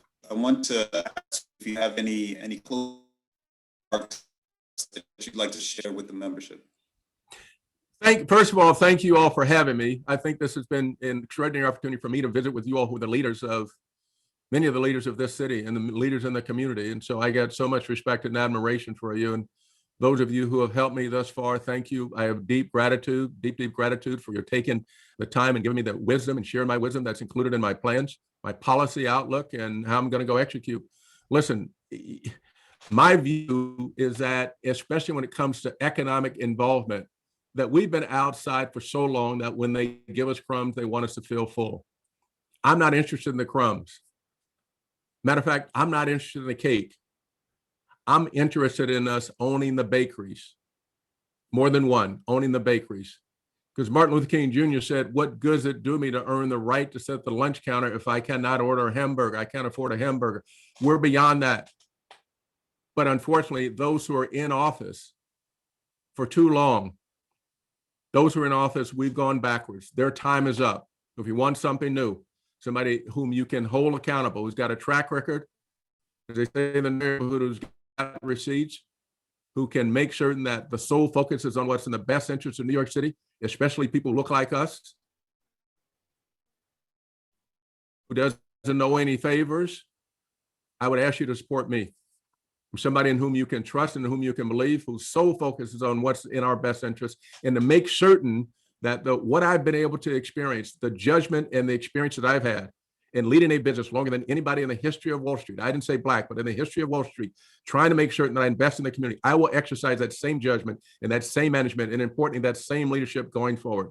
And so that this community, once for all, or once in a long time, gets included in the greatest economic comeback. And without that, the same old is going to result in the same results, which is that we continue to get the crumbs and not be in a position where we can own the bakeries.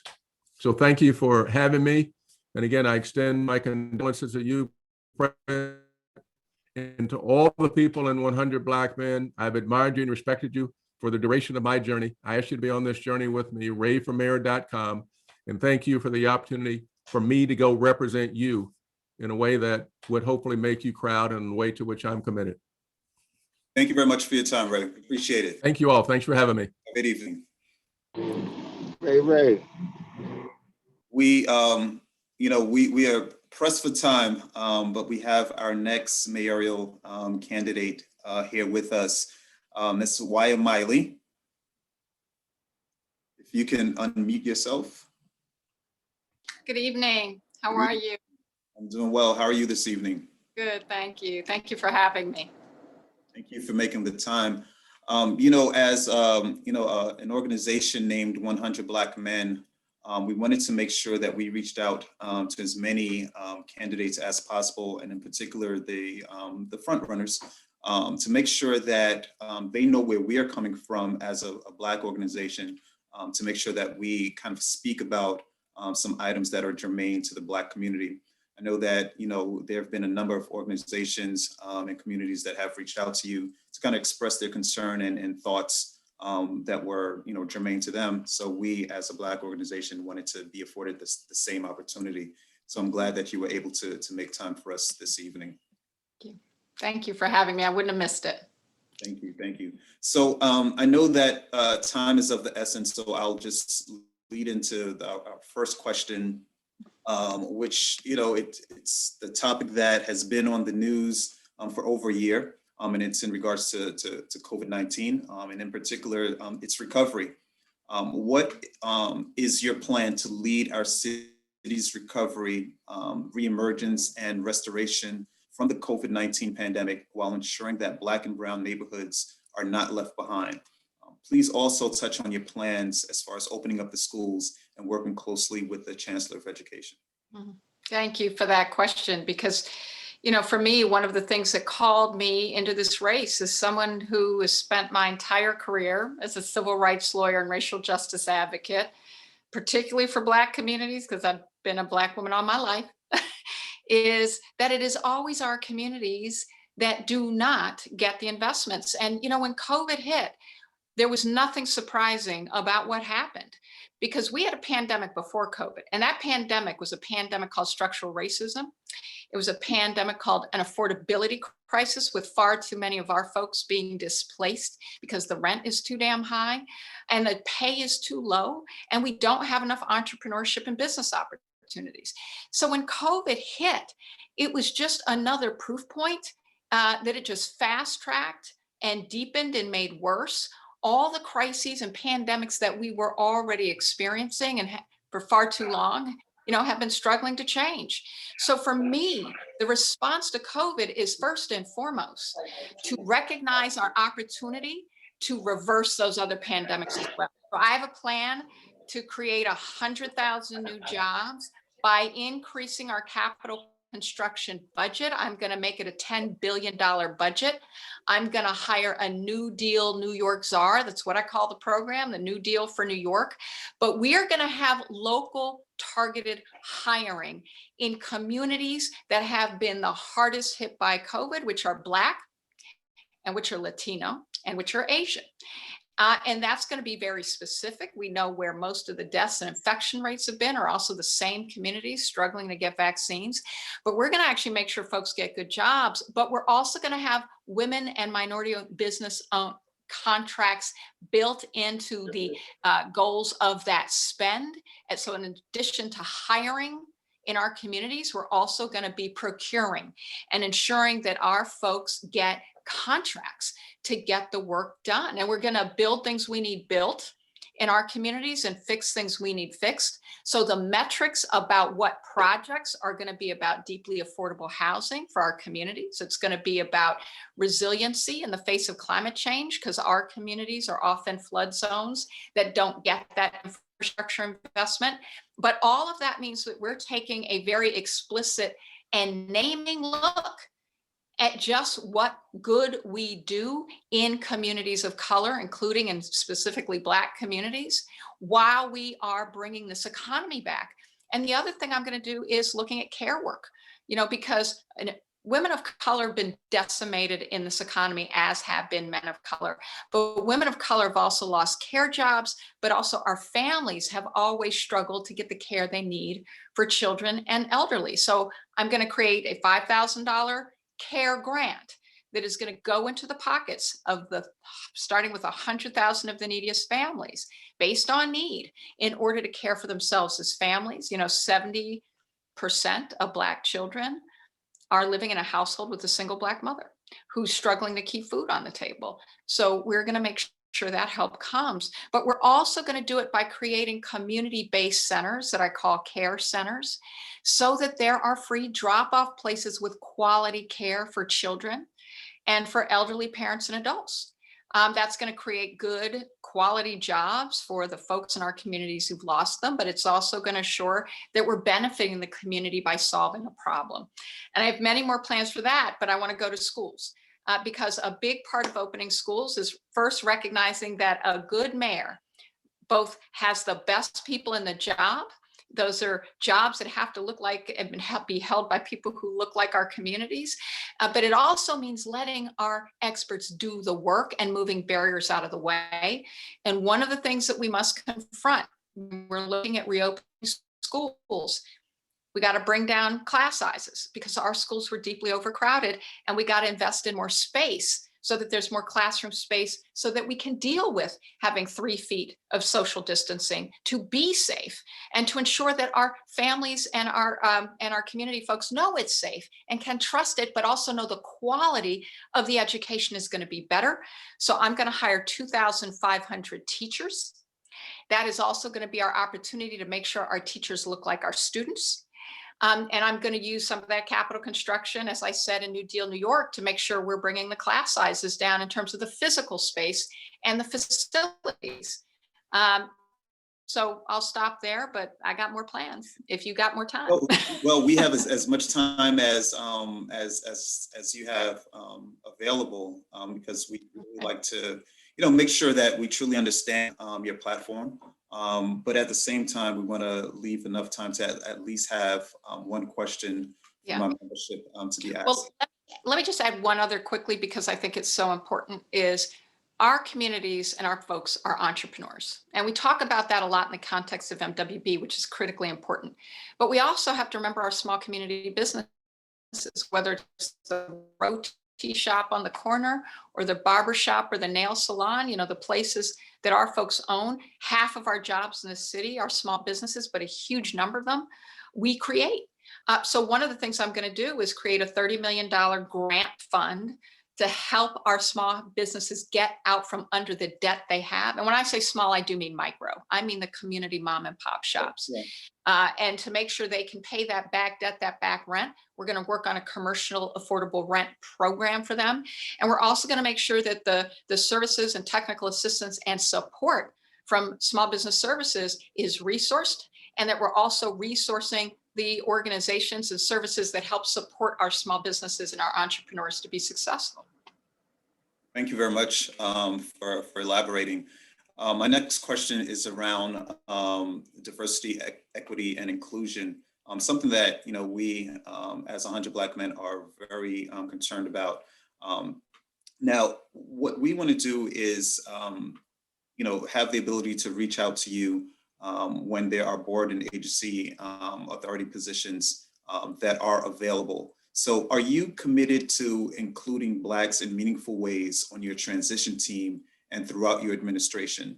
And how can 100 Black men make recommendations to fill key administrative, management, board, and leadership positions associated with your new administration? So absolutely. First of all, as someone who's been a civil rights lawyer and racial justice advocate, have worked for the NAACP Legal Defense Fund, and as well as my time in City Hall, when I made sure that I had a Black deputy. I was the first Black woman to be counsel to a New York City mayor. And I made sure I had a Black deputy. I also made sure I hired Black staff. I had the most diverse unit in City Hall, and I'm proud of that. It looked like the city of New York, and we had the most Black staff. And that included 2 young men, because I also wanted to make sure that we were a pipeline of opportunities. So I have 2 young men. One was my paralegal. The other I hired to do our outreach, basically creating my own intergov person and position in my unit for MWBE. Both of them, one went on to Harvard Law School. The other one went on to Columbia Law School. One of them, Michael Thomas, became only the 2nd Black person to become the editor-in-chief of the Harvard Law Review, since Barack Obama was the first. And I'm really proud of that. But that's exactly the kind of thing it means to have those opportunities, both at senior level, but also pipeline opportunities. So one of the things that I'm going to be very clear about is making sure that that all our positions are clear, that we have hiring that is tracking and very specific about looking like our folks. It's one of the things I actually created by identifying the over 1,100 senior positions in city government. That had never been done before. I created that in order to track the hiring and the vacancies in those, so that it was also all the senior positions within each agency. And I will make sure that you have a pipeline, because one of the things and the ways I lead, and part of the way I did that, both for my own unit, but also making sure I was doing it as we were trying to get judges on the bench and all the other things I had the opportunity to do, was making sure that we had a direct recruitment pipeline with folks like 100 Black men. I'm really proud that one of the things that we heard on Women and Minority-Owned Business Enterprises was that I was proud to be the first director, but there were no resources. There was no staffing. So while I was trying to get those contracts up, I was also, trying to build the infrastructure and capacity within City Hall. And I reached out to and recruited John L. Doris and brought him in to do that and laid the foundation for what he and Rich Bury took on to become the office of MWBE. And I'm really proud we did that, but it was exactly that kind of outreach that helped me do it. So I will have both a clear process, an open door to make sure that we are getting your input and your ideas and your names. And I'll make sure that the Mayor's Office of Appointments, which is the primary engine for doing that, is accountable for exactly that. But I also want to include that it also has to be creating a pipeline program, because one of the reasons we need to make sure we're keeping city government diverse across administrations is because we're creating also a pipeline for our youth into careers in public service. And I'm going to work on that as well. And I would love to partner with you on it. Thank you. Thank you. You mentioned John L. Doris. He's a member of our organization, so it was good for me to hear his name. But what I also got from your last remarks You seem to just beam with joy when you spoke about the two men that were in your program, one who went over to Harvard and the other to Columbia Law School. We hold the same pride in the young men and the young scholars that we interact with. And so my next question is about youth services, right? So we're known as a mentoring organization. And, you know, we have innovative programs such as Young Men's Initiative, YMI, that are helping to level the playing field for different Latino boys. If elected, how will you build up YMI and develop additional programs like it? Yeah, I definitely think we must have a YMI. And let me just start with, you know, a big thanks to Michael Garner. You know, I have a godson. He lives in public housing in the Bronx. He's someone I've had move in with me for various points in time, trying to get him through high school because he has a lot of the trauma and the challenges that our young men have. And frankly, too long a commute to get to high school and was at risk of dropping out. You know, I know firsthand what we don't have for our kids, and YMI has to be grown and invested in. We have to keep bringing in the dollars, both in philanthropic partnerships, but also in city resources with a clear mandate about what it does and what we are doing for our young men and women of color that have to have a future. But I want to actually get a much bigger and more bold and aggressive view of this, because we are actually watching the loss of a generation, and we're watching it in real time. And, you know, one of the things that, you know, when I had a friend whose nephew was gunned down on October 22nd, 2020 at 4:30 p.m. in the afternoon in Bed-Stuy. Wow.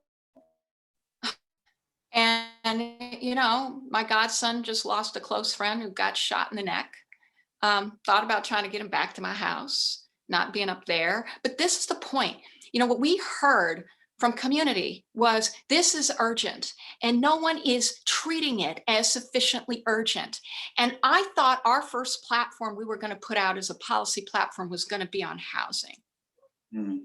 The first policy platform we put out was on gun violence prevention, because it required, if we're not listening to what's happening in our communities, and anytime someone in our community says we're not getting the urgency, we have to respond with urgency.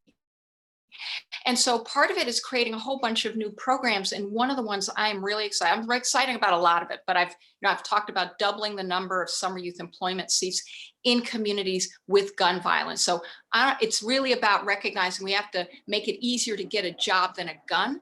And we have to align our workforce development dollars around communities that are just struggling too much, and also mental health services and supports. So I'm going to put trauma-informed care beginning in our schools that are in communities that have high rates of gun violence, because when you put trauma-informed care into community and into schools, violence comes down and graduation rates go up. And that's what the community was demanding. But the other thing I'm really excited about is a participatory justice fund. So this is where the city actually recognizes our communities that know what they need. You know, and I'm tired, frankly, of being told what my community needs. Right. And I don't want to tell any neighborhood what they need.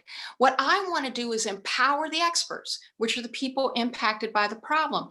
So I'm going to create an $18 million fund in order to create a participatory justice fund. And that means our communities get to say what investments they need in what. Because for some, it may be more after school youth programs. Right. As well, and this is in addition to what I'm already committing to do. This is in addition to trauma-informed cares in school for more summer youth employment programs, for all of that. This is in addition, so that the community can say what gaps they want to fill, where they want more resources than are currently allocated. So those kinds of programs also become bottom up. And that to me is the next stage of thinking about what we have so excitedly built with YMI. but actually taking it bigger and expanding it and putting more direct resources into the hands of our communities to dictate the programs. Thank you. Thank you very much for that response. I want to pivot a little bit onto a topic around public safety. As we continue to talk about diversity and its importance, not only in corporate America, but also on our police force. Diversifying NYPD by ensuring that more Black men and Black women are included in recruiting classes and successfully complete their training is essential, right? So we know that there are a number of people of color that kind of go through the motions to become a police officer, but they don't necessarily complete it. How will you do this work with the Black community to improve relationships with police? This is a critical question. First of all, I am first and foremost going to start with a residency requirement. You have to live here to protect and serve here. And that's also going to be something that helps us more rapidly diversify the force. But you're right that, we have failed to have a form of policing that recognizes, one, that our communities were over-policed, and often by folks that didn't understand our communities or don't understand our communities, and don't know the difference between hanging out on the stoop because it's hot and you're in an overcrowded apartment that doesn't have air conditioning versus gang banging. So we got to be very explicit about this. But so part of it in terms of the community relationship is to recognize, that we have not invested sufficiently in the community. That participatory justice fund I'm talking about, that trauma-informed care, I'm actually going to take the resources for that from the New York City Police Department, which has a bloated budget, and too often is being asked to be service providing responders for things they are not trained to do. And should not be doing, like mental health crisis response. So that having mental health crisis responders who are mental health professionals be the first line of response. And I'm going to model it on the CAHOOTS model out of Eugene, Oregon, which is a clinic-based model. It's looking at it as a public health crisis that it is, so that the police don't have to respond. Because one of the places that we saw this was Deborah Danner, we've seen this with far too many people, are killed because what they need is a mental health professional. And when a police officer shows up with a gun, they're more likely to get shot than helped. And Rikers is our largest psychiatric facility we have in the city. We've got to change that. But once we start removing the things that the police, frankly, should not be doing, because it's not a police function, we've just been overloading them with social services, and actually have the right social services response, we're also right-sizing the department and focusing it on the job it should be doing, which is keeping illegal guns out of our city and off our streets. We have the strongest gun control laws in the city and the country. Our problem is illegal guns, but also having a different orientation of partnership. And there's a model of policing, and it is more than community policing, although it includes community policing.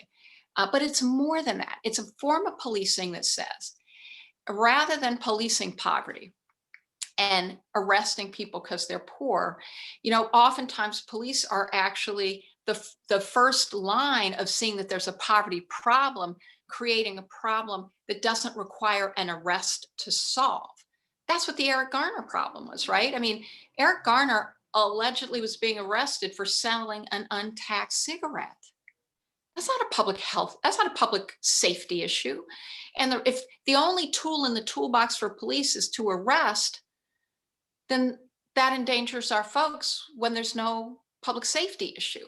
What the police in that instance, if it's a problem-oriented approach, should be doing is saying, in addition to partnering with communities, which is the community policing model, which is not a model that is system-wide in our police department, and I'll change that, is to partner with other parts of government and recognize that their job was to say, hey, we have a problem here that's an economic problem. Yes, it's a violation, but arrest is not the solution. We need other agencies to come in and help figure out this problem and tell us whether or not there's a role for us based on what we do. But this doesn't feel like this is one we do, but we're getting the calls in the precinct. And there's lots of research. This is a model that's existed for 30 years. We've never actually done it in the New York City Police Department. So I'm going to have a police commissioner who's on mission for constitutional policing that's problem solving rather than problem creating, and focusing on the job of policing, and that is seeing it as a partnership, both with communities and with other agencies of government, but where we're also taking out all these calls that are coming in the police department that shouldn't be going there in the first place. Thank you very much, Maya, for that response. I have a question from one of our members, Fred Davis. Fred, if you can unmute yourself and ask your question. Thank you. Thank you, President Enis. Well, thank you, Maya, for great conversation today. Fred Davis, I'm the treasurer of 100 Black Men and a partner at Mitchell and Titus LLP. I know question. Well. Oh, thank you. I run tax services. Yeah. So my question goes around, I'll give a real quick story. My grandmother lived in Harlem for over 50 years. And then about, I want to say 6 or 7 years ago, we eventually had to move her out of Harlem because she couldn't afford to be in there. You know, gentrification is a real true problem in our neighborhoods. And there's probably a significant problem. You know, what's your plan to address it? Because it's really hurting our community and it's really moving folks even out of our community that have been there for such a long time. I am so appreciative that you asked this question and so sorry to hear that story. It's actually one of the reasons I became a civil rights lawyer in the first place. Because when I was a little girl, my neighborhood was gentrifying. I went to the Black, overcrowded, underfunded, segregated public school. And I remember my best friend, Charlene, literally my best friend in a classroom. She lived around the corner from me. Her mama worked at the grocery store up the block. She was my best friend in the classroom and in the streets. And one day she just disappeared. I mean, I literally just couldn't find her. And I was really confused because I could always find Charlene. And by the way, she had 7 brothers. So if you couldn't find Charlene, you would find some pack of her brothers who could tell you where she was. Because we all ran the streets. That's how, you know, that back in the day when you just ran the streets and you knew you better be home by dinner time. And this never happened to me before. And my mother had to sit me down. I was so confused, and she had to sit me down and explain to me that Charlene's mother's landlord raised the rent and they couldn't afford it. You know, and later in life, that was traumatic for me, but it started happening over and over and over and over. And I just have to say that I actually went to law school because of those experiences, because I recognized exactly what it was. We didn't have the word gentrification back then, but this is a problem that has been a problem for generations now, is we get pushed out. So I have a couple of plans. I have a lot of plans, but say one obviously is the rent's too damn high. We have to make sure we're building and creating more permanently affordable housing, affordable at the rates our people can pay so we don't get pushed out. But we also have to, I got a lot of plans around that, but we also have to recognize home ownership. You know, so one, we have to create more home ownership opportunities. It's also how we solve the racial wealth gap, just like with our entrepreneurship, but also with home ownership. But we have to recognize that one of the things happening in the city is deed theft. It's also unfair property taxes, where our folks are paying too high a taxes, and wealthier white communities or properties are less highly assessed, and it's got to change. So between creating more financial literacy and supports for our homeowners of color in the city, making sure that they have legal assistance to help support them to prevent deed theft and to address it if it happens, but also to be making sure that we have more programs that are creating more homeownership opportunities while we're also helping to protect the homeowners we have. And this property tax process had already gotten underway. It's always the political, third rail. Politicians don't typically want to do it because it makes people angry when their tax rates go up. But we need to bring ours down in communities where people are paying too much money and they're losing their properties, particularly as they're elderly. So I'm going to do all those things because one of the reasons I'm running is because I'm not someone who's seeking to have a career in politics. I'm someone who's seeking to keep working on the mission I started when I entered Columbia Law School in order to become a civil rights lawyer and make sure that no other little girls like Charlene had the experience that she had.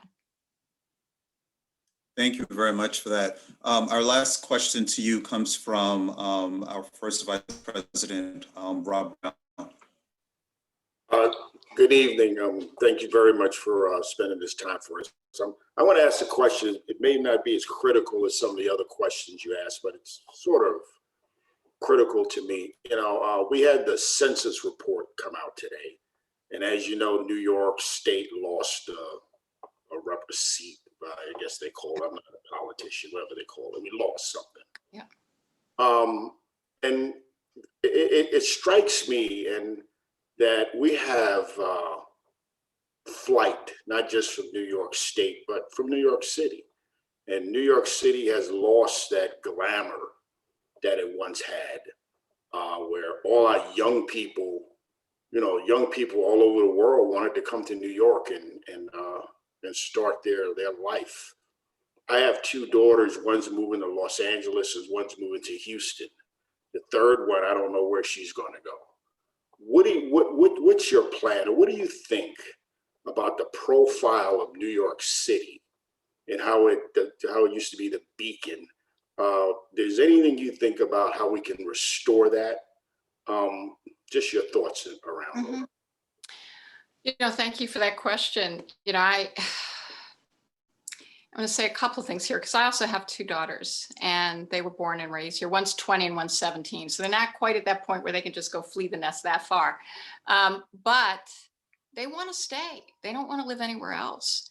And their problem is that despite how lucky they are, they're wondering how they can afford to stay. And one thing that was so clear during COVID is that we saw growth. We saw growth in the tech sector.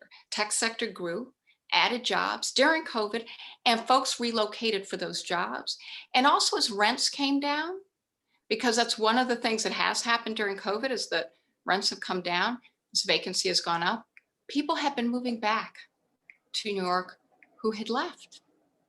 And so one thing I think we have to acknowledge is, one, affordability is a growth strategy.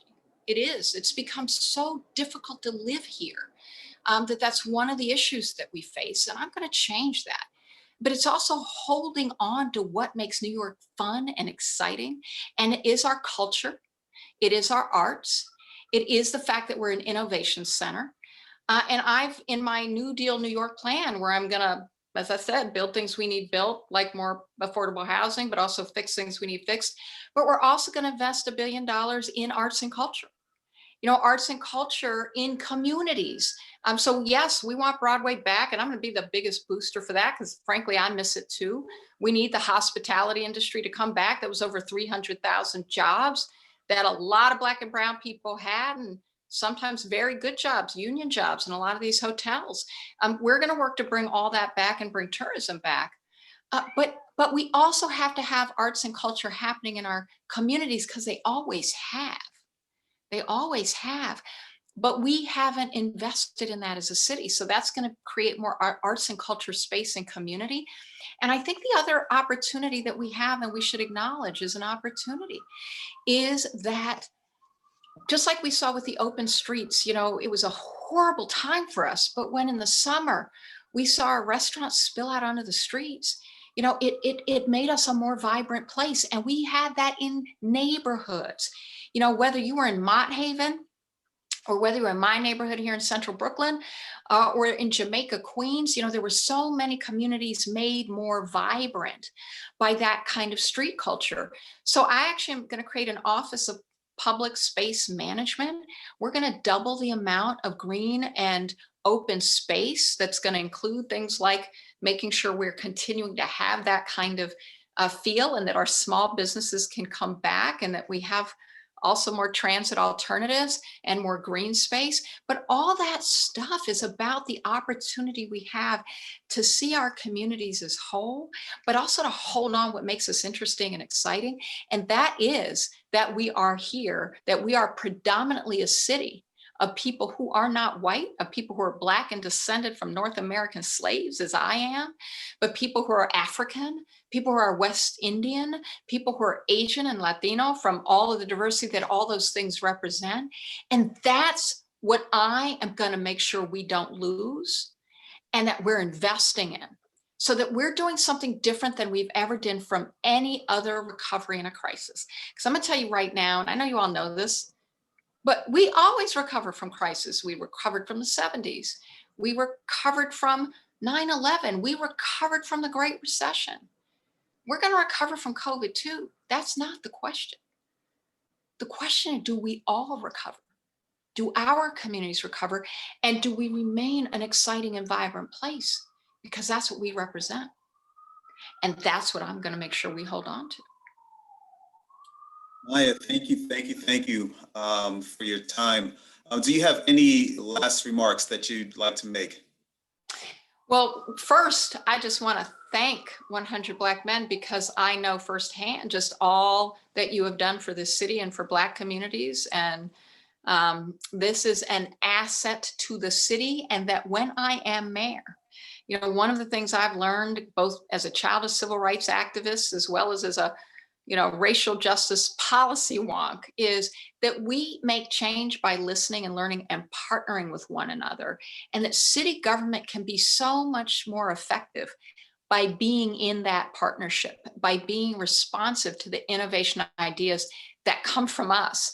And that's part of what I'm excited about, is that we have 100 Black Men, is that we have links, is that we have all of the assets. We have crisis responders in our communities that have created this fantastic cure violence model, indigenous to our communities, that we have YMI.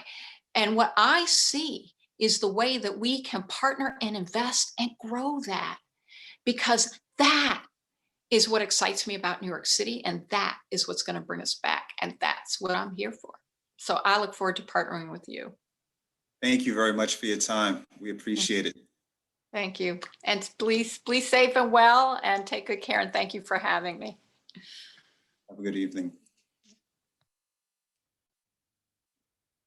So first would like to thank all of our guests who have joined us on Facebook Live. We truly appreciate it and hope that you've been able to gain some insight from these candidates who are looking to represent our great city. Next up, we have Shaun Donovan, who will speak to us about his platform and why he should be the next mayor of this great city. Shaun, how are you this evening? I'm doing well. It's so great to be with you. Thank you, thank you. So sorry for the wait, but we wanted to make sure that we gave everyone an equal amount of time to answer questions and to give some closing remarks. So I appreciate it. Waiting for. So obviously, good to see you. It's been a couple of weeks since we've seen each other. So I'd like to just dive right into it, because I know that your time is precious, and I'm sure that you have other things that you need to accomplish this evening.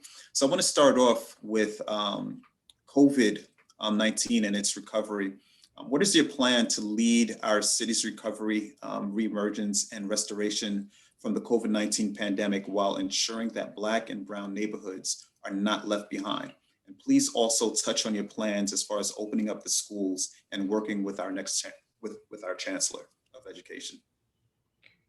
So let me begin by saying I became a public servant because I grew up in the city at a different time of crisis.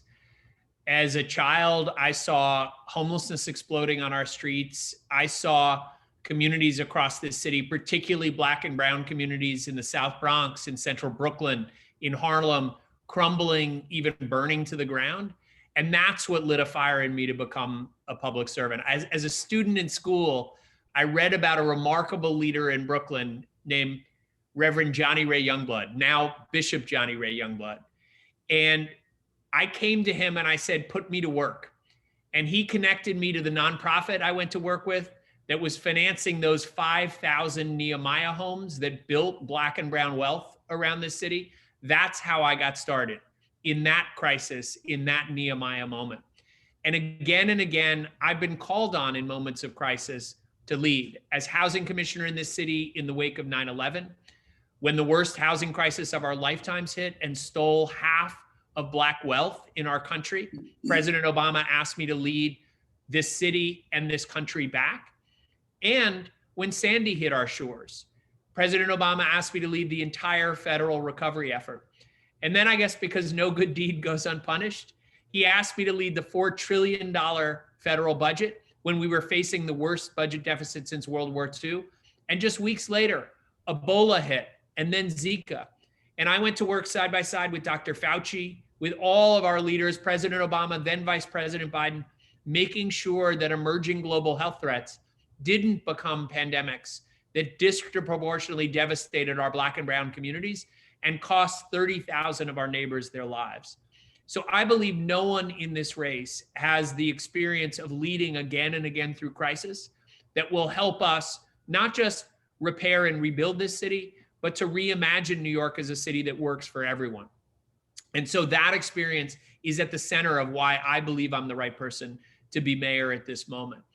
Specifically, what I think we need to do is make sure not only that we are getting our fair share of resources from Washington, D.C., but that those resources actually get to the communities and the people, the businesses, the homeowners, the renters who need it most.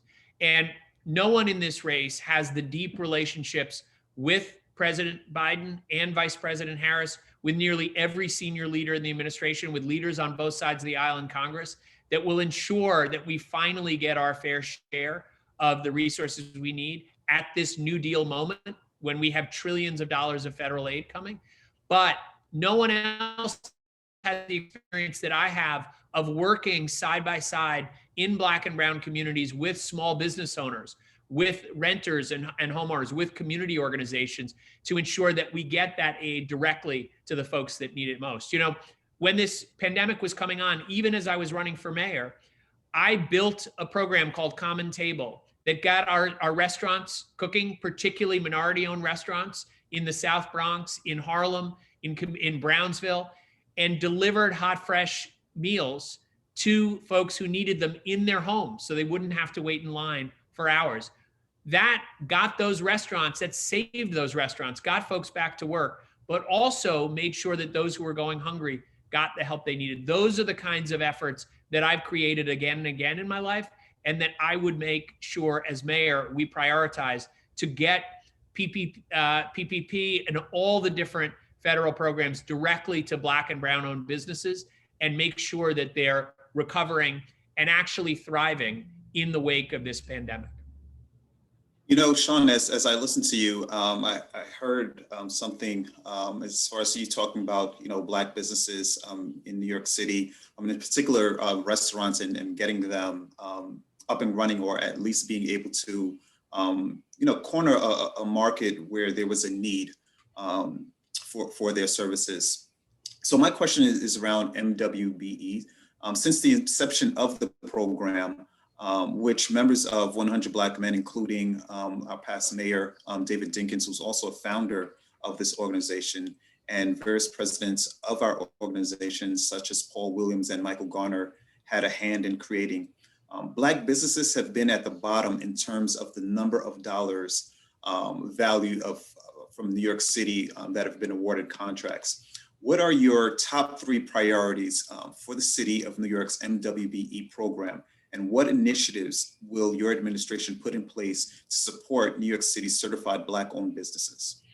Well, first I should just say a shout out to folks I've talked to at 100 Black Men and so many others. You know, we know this can be done because Mike Garner and others have done it at the SCA, at the MTA, that have gone from last to first on these issues.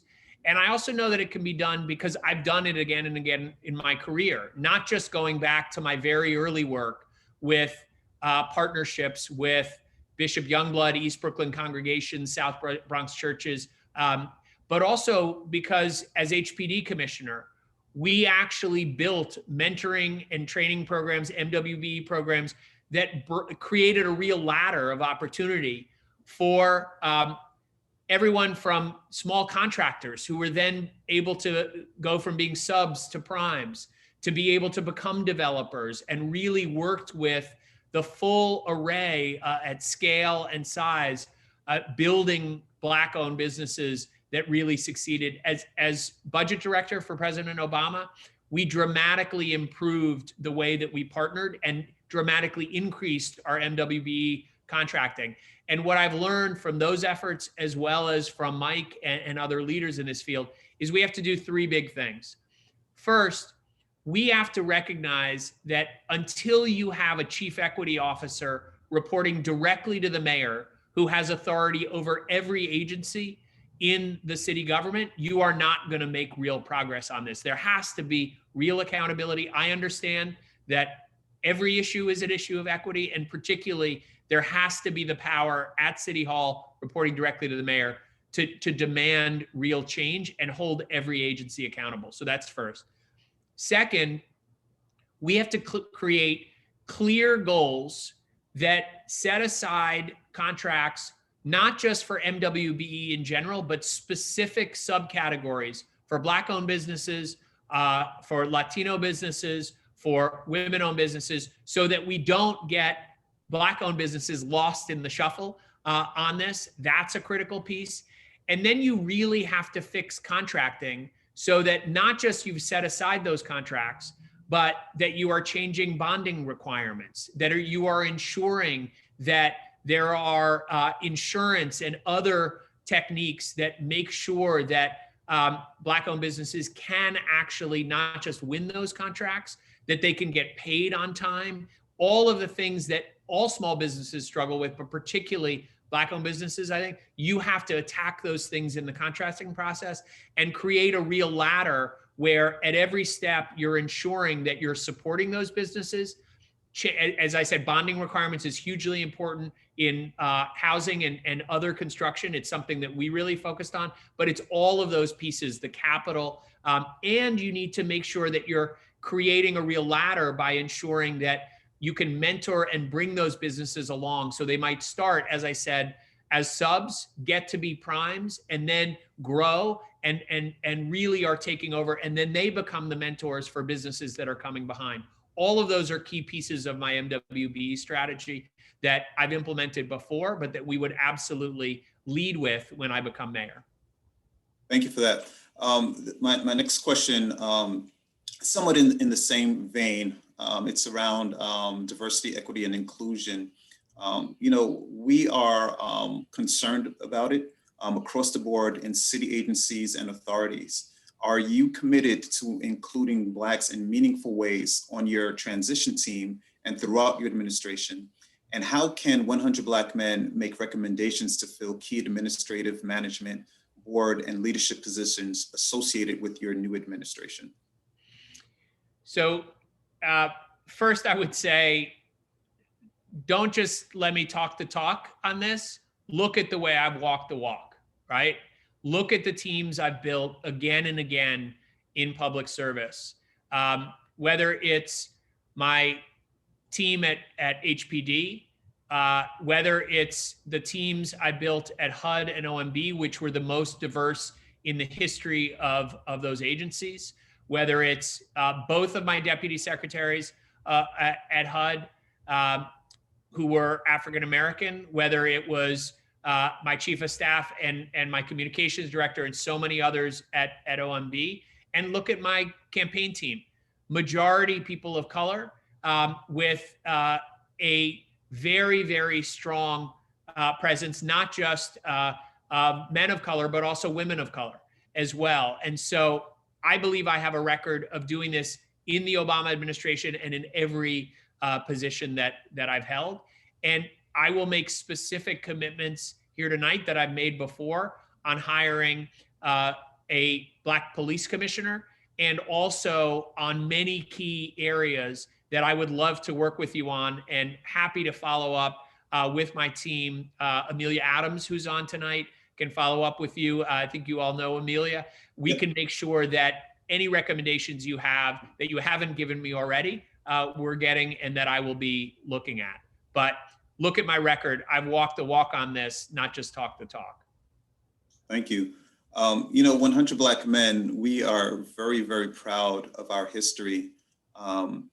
And over the last few decades, we've spent a lot of time in regards to youth services, not only creating the first Eagle Academy for Young Men, which had its flagship school in the Bronx, but also programs such as our Junior 100 program and scholarship programs.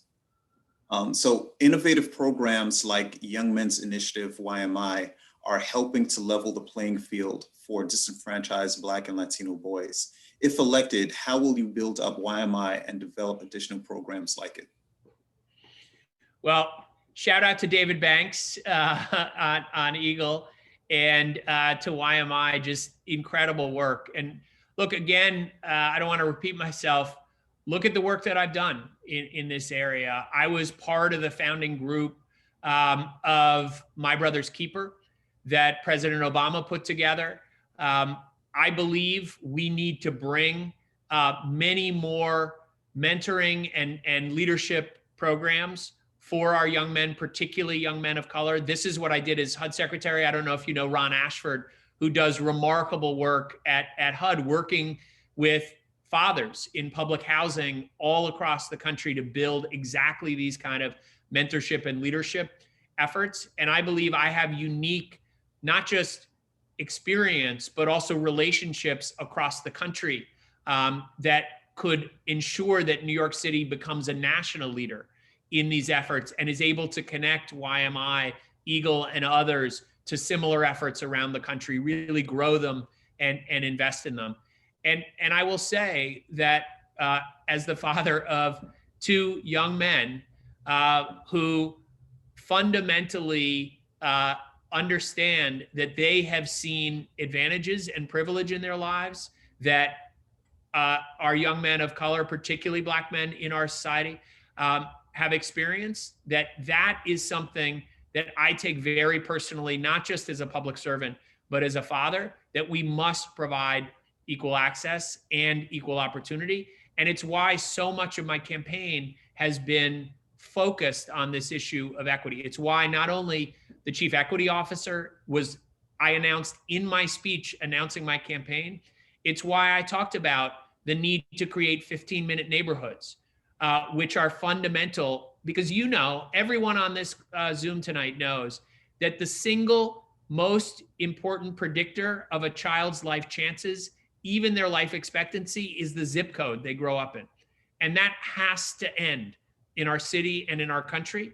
And it will not end until we have a mayor at City Hall who understands that we have to put equity first, that every New Yorker should have within 15 minutes of their front door everything they need for opportunity to succeed. And it's why I proposed equity bonds.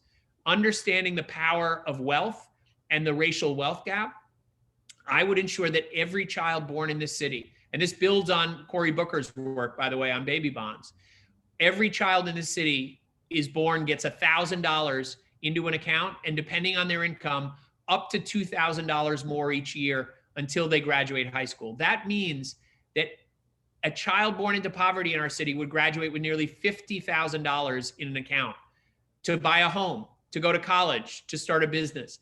And we know that the typical white family has 10 times the wealth of the average Black family, 10 times. And that has to end. That's why I've put equity at the forefront of everything that I'm doing. The last thing I would say is it's also why I believe every high schooler in this city should graduate high school having had at least one, but hopefully many more paid internship, apprenticeship, mentoring opportunity that goes with those. That's going to be critically important to ensuring our young Black men are making the transition into our workforce and into college and beyond in ways that would be profound. So that's a big part of what I want to do as mayor as well. Thank you. Thank you for your response. As we continue to talk about diversity and its importance, not only in corporate America, but also in our police force. Earlier, you mentioned that you'd like to hire a Black commissioner. Diversity at the NYPD means ensuring that Black men and Black women and other ethnic groups are included in the recruiting classes. So many of them start off but don't end the process to become a police officer. How will you ensure that those numbers increase, and how will you ensure that the Black community and the police department improves their relationship? You know, just a few days ago, I was actually meeting with leaders among the Black and Latino officers about this very issue and broader challenges around reforming the culture and the accountability in policing. And, you know, for me, this goes back to, do we have a mayor who actually has experience in these areas? And I worked as part of President Obama's 21st Century Policing Task Force with remarkable leaders. I don't know if you know Chuck Ramsey. He was the police chief in Philadelphia under Mayor Mike Nutter. Did a remarkable job, not just of keeping the city safe, but of dramatically reforming the culture and the diversity of the police force there. And I've seen many lessons in New Orleans and other places of progress that needs to happen among our police force. And I think there are a number of things, in addition to appointing a Black police commissioner, that's going to be critical. First, I do believe that we should require that police officers live in the city. Every one of my employees, when I was housing commissioner, was required to live in the city. We had an incredibly diverse team that really reflected our city. Right now, more than half of our police officers live outside the city. And I don't believe we're going to achieve change until we do that. Second, many of my my fellow candidates in this race have talked about cutting the police budget by starting with eliminating new recruiting classes. And that is a recipe for fundamentally keeping the status quo among the current police force. We have to bring in new classes. We have to do much more to recruit and attract those. I think a Black police commissioner would help enormously to do that. But we also need to make sure that we're doing the outreach and the retention, the promotion, all of the things that will send a strong signal that I am serious as mayor about changing and ensuring that our police reflect our communities. So those are all key pieces of what I would do to ensure that we change our police force to reflect our communities in New York. Thank you very much for that. Does any member have a question that they would like to ask Shaun? Please raise your hand.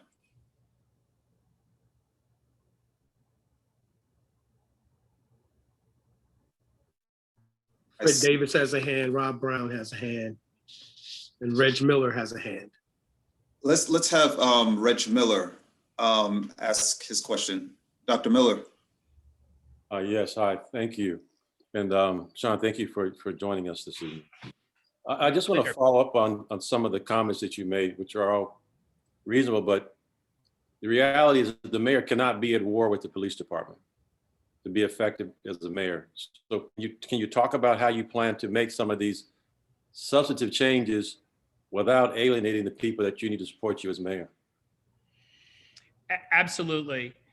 So I believe, based on my own experience, having worked with Chuck Ramsey, with mayors like Mike Nutter, Mitch Landrieu in New Orleans, that it is possible both to create safety and respect and to build a culture that values the vast majority of police officers who are doing this work for the right reasons, and in particular that want to have a police force that reflects their values. And that means that we must begin by ensuring that every police officer is well trained, has the support and respect that they need, and that we are creating accountability around those who are not. We need to be clear that there are bad apples, but that does not reflect the vast majority of officers. And the accountability, in addition to the training, the respect, the work in building relationships with communities, is critically important. And I've been able to do that again and again in my work in leadership, and I've worked with mayors and police chiefs who've done that as well around the country. I also think it's important to ensure that we are building the relationships more broadly in the community, and I think clergy has a huge role to play here in this work. This was part of the work that I started 30 years ago with East Brooklyn congregations, with South Bronx churches, when, as you know, violent crime was dramatically higher than it is today. And those leadership institutions, our clergy, our religious institutions, our nonprofits, are key mediators in our communities to bring the police together with the communities to build trust and ensure that we're creating a culture where every police officer in every community is in a place to succeed. Thank you. Fred Davis, can you ask your question and unmute yourself? Yes, again, thank you, Shaun. Fred Davis, I'm the treasurer of 100 Black Men and a partner at Mitchell & Titus LLP. My question, first I'll just make a quick statement, and is my grandmother lived in Harlem for over 55 years, and about 7 years ago, we had to move her out because she could not afford to be in Harlem. Gentrification is a real issue for our communities. What's your plan to address it? So Fred, this is a central issue to the future of our city, to the future of our Black and brown communities in particular. And I am heartbroken about your grandmother. No one should have to make that choice for their family. And it is something that, as you know, I've been working my entire career to fight against. And I fundamentally believe that we need to create opportunity not only to build dramatically more affordable housing in this city, to ensure that we are getting to every New Yorker, particularly our seniors, those who are most vulnerable, the help that they need. In fact, I just today was focused on, I'm the only candidate that has a full plan on seniors and the issues that they're facing in staying in their homes. But what is central to this is not just ensuring we have more affordable housing, but that we are building wealth in our Black and brown communities as well. I started 30 years ago working on those Nehemiah homes. If you go back today and look at the way that those homes have changed the trajectory, not just of the families that moved in at that time, their children, their grandchildren, fundamentally changed. And what it made sure is that the revitalization of Brownsville, of East New York, of the South Bronx, the revitalization that's happened in Harlem, happened with and for those communities rather than to those communities. And it is why I believe that homeownership and wealth building is the forgotten strategy in our housing plan these last 8 years. And it's why my equity bonds proposal is so central. And it's why I have the most comprehensive plan to make sure that we're building both individual wealth. I would do it through down payment assistance and a range of other homeownership programs and inclusionary housing and otherwise. But it's also why we need to be focused on building community-based wealth as well. When I was housing commissioner, I worked with Reverend Butts very closely and Sheena Wright to save Abyssinian Development Corporation, because it was a critical community institution that owned that affordable housing, that was in the community, and that made sure that the benefits of revitalization kept people in communities in Harlem, in communities around the city. Same thing with Colvin Granum and Bed-Stuy Restoration Corporation. Worked with him to make sure that we were preserving Black and brown wealth, not just in individual households, but in communities in ways that is profound and is the best antidote to gentrification.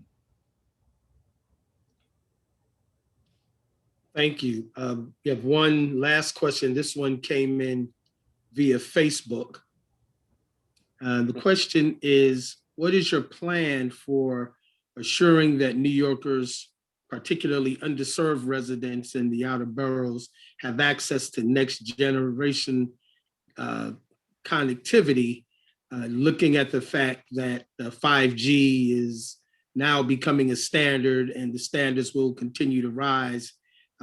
What's your plan for making sure that everyone has the best connectivity, especially seeing what we learned with our young people of color when they were home in the pandemic and had to attend school remotely? Gordon, this is absolutely an issue that, President Obama used to say to us all the time in crisis, we cannot let a crisis go to waste. And this is a moment where we should have known it before, but we absolutely know it now, that connectivity is the basic infrastructure of the 21st century. And it's for our children in schools, it's for our seniors to be able to get, whether it's medication or meals, like the program I started called Common Table a year ago, and so many other things in between. And so what we need, as I've done in my innovation plan, is a real plan that not only makes sure that our neighborhoods and our buildings are connected, but also that the devices and the service is affordable. In the vast majority of New York, we actually have service that at least runs to the building, if not directly to the unit, but the main barrier is the affordability of the devices and service for so many families. And this is where my plan would actually work very, very closely with the private sector, with the FCC in Washington, D.C., which has huge subsidies available to bring down the cost of broadband. This is what I did in public housing around the country, is to begin a program to make sure that they were wired through a partnership with the FCC. We can do that across New York. And I have the most specific plan at shaunfornyc.com to do exactly that. What I would also say, though, is we need, as we are building that plan, we need to ensure that everyone has access in their communities as well. This is part of my 15-minute neighborhood proposal. And I believe libraries in particular are a huge resource. We should have every library in this city open 7 days a week with expanded hours, because they have been a lifeline for families that don't have good connectivity.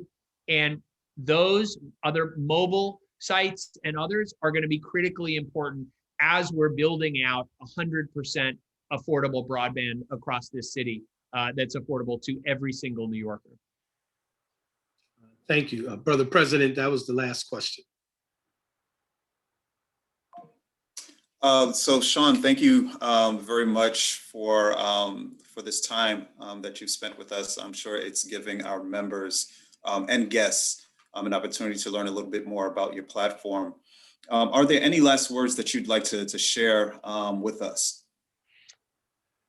Well, first, just to thank you for having me on. More importantly, thank you for your leadership again and again on the issues of ensuring that Black men in our city and across our country more broadly have real opportunity. And as I've talked about, that is a fight I have been part of for decades in my work in the city and across the country with President Obama. It's an experience that I think is unique in this race. You would have a partner at City Hall, just in the way I've worked, not just with Bishop Youngblood, but with Lloyd Williams, with so many others across Black and brown communities in the city to build wealth, to build opportunity. That's the partner that I would be at City Hall. That is the record that I bring. Those are the relationships and the deep commitment that I bring.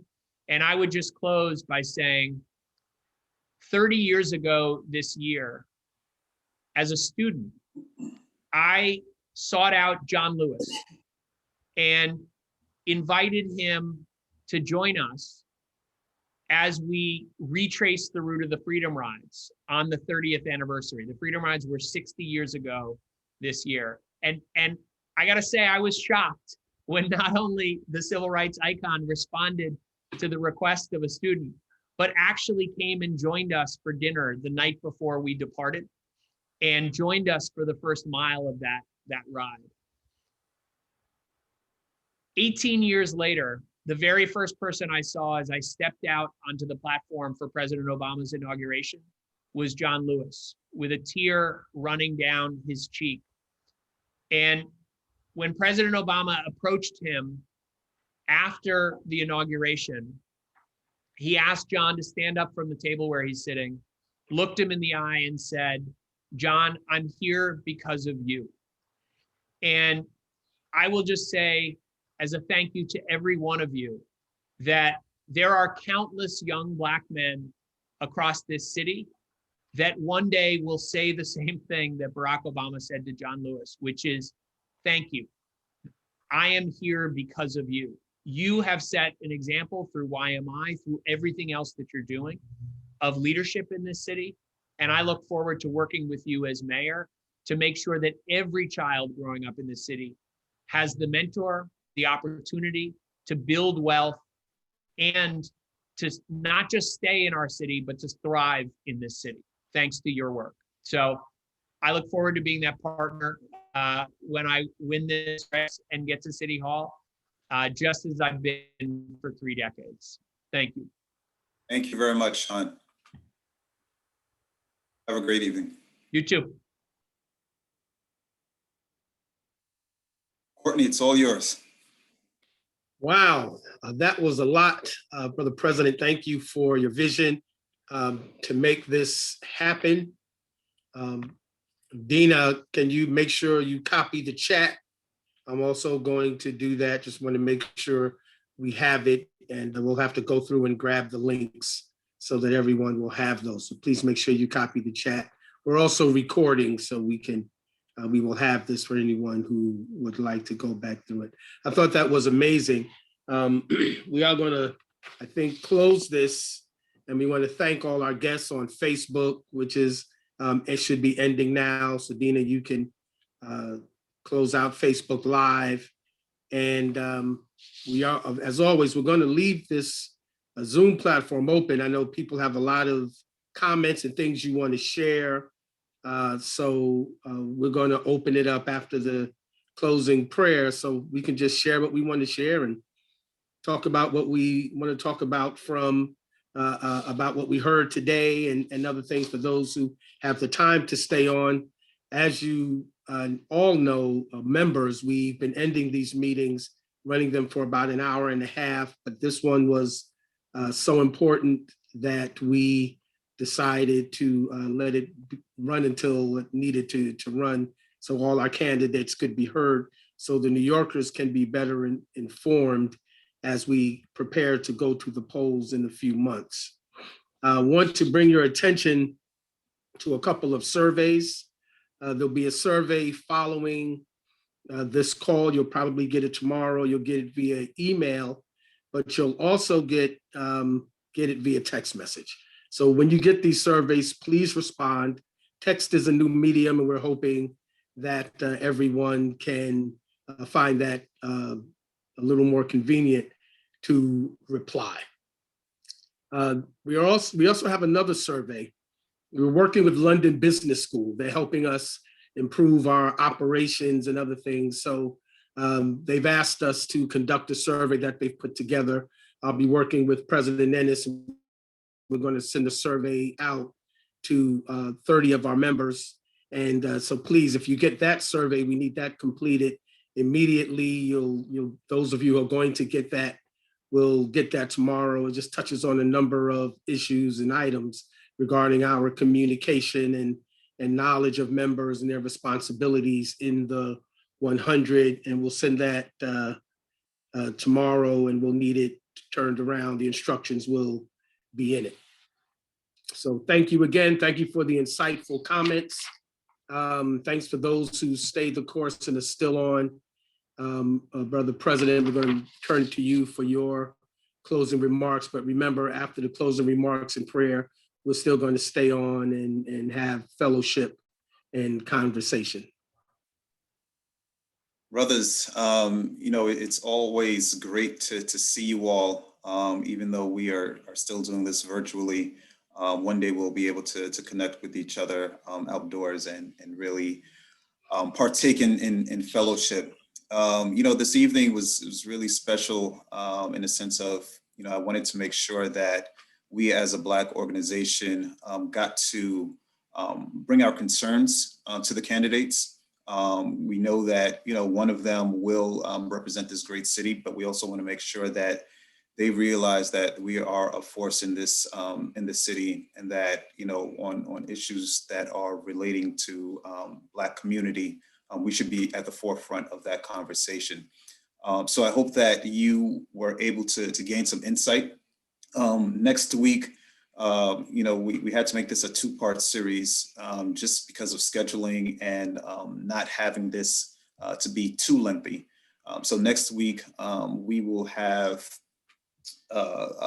additional candidates who will speak on their platform. So I'm hoping that you'll be able to join us. If you did not see a member on this call and you know that they should have been, please reach out to them and remind them that they should be on the call, because this is part of our civic duty to make sure that we are informed on the issues and make the best possible choices when we go to the polls. You know that this year will be different because it is ranked choice voting. So you will not be circling off one candidate, but you will have to circle off five, your top 5 choices. So that's ranked choice voting. We did have a session on that.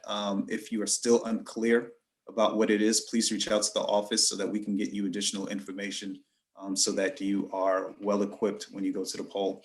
As always, I like to end with saying that, continue to love on your family, your loved ones, continue to stay blessed, wash your hands, continue to wear your mask, be safe, so that we can come out of this pandemic together and have fun and fellowship with each other. So thank you all. Thanks. Closing prayer. Brother Fred Davis, our treasurer, can you render the closing prayer? Yes, if all hearts and minds are clear. Heavenly Father, we thank you and we love you. We just love upon you, Lord, because you loved us first. We thank you for all that was said and done today. We pray that it was pleasing in your sight. We ask that you bless every household that is represented on this call today, Heavenly Father. We ask that you bless our magnificent city, Heavenly Father. Though we are plagued with issues within our communities, with issues overall in this country, Heavenly Father, you still reign supreme. So we're just so grateful and honored, and we just praise your holy name today, Lord. Lord, we ask that you bless each and every candidate, Heavenly Father. Let them be focused, Lord, on how to improve the city and especially our communities, Heavenly Father. And Lord, we know that you will touch the hearts of each person, Lord, that was on this call, and each person within the city that may be suffering because of this pandemic, Lord.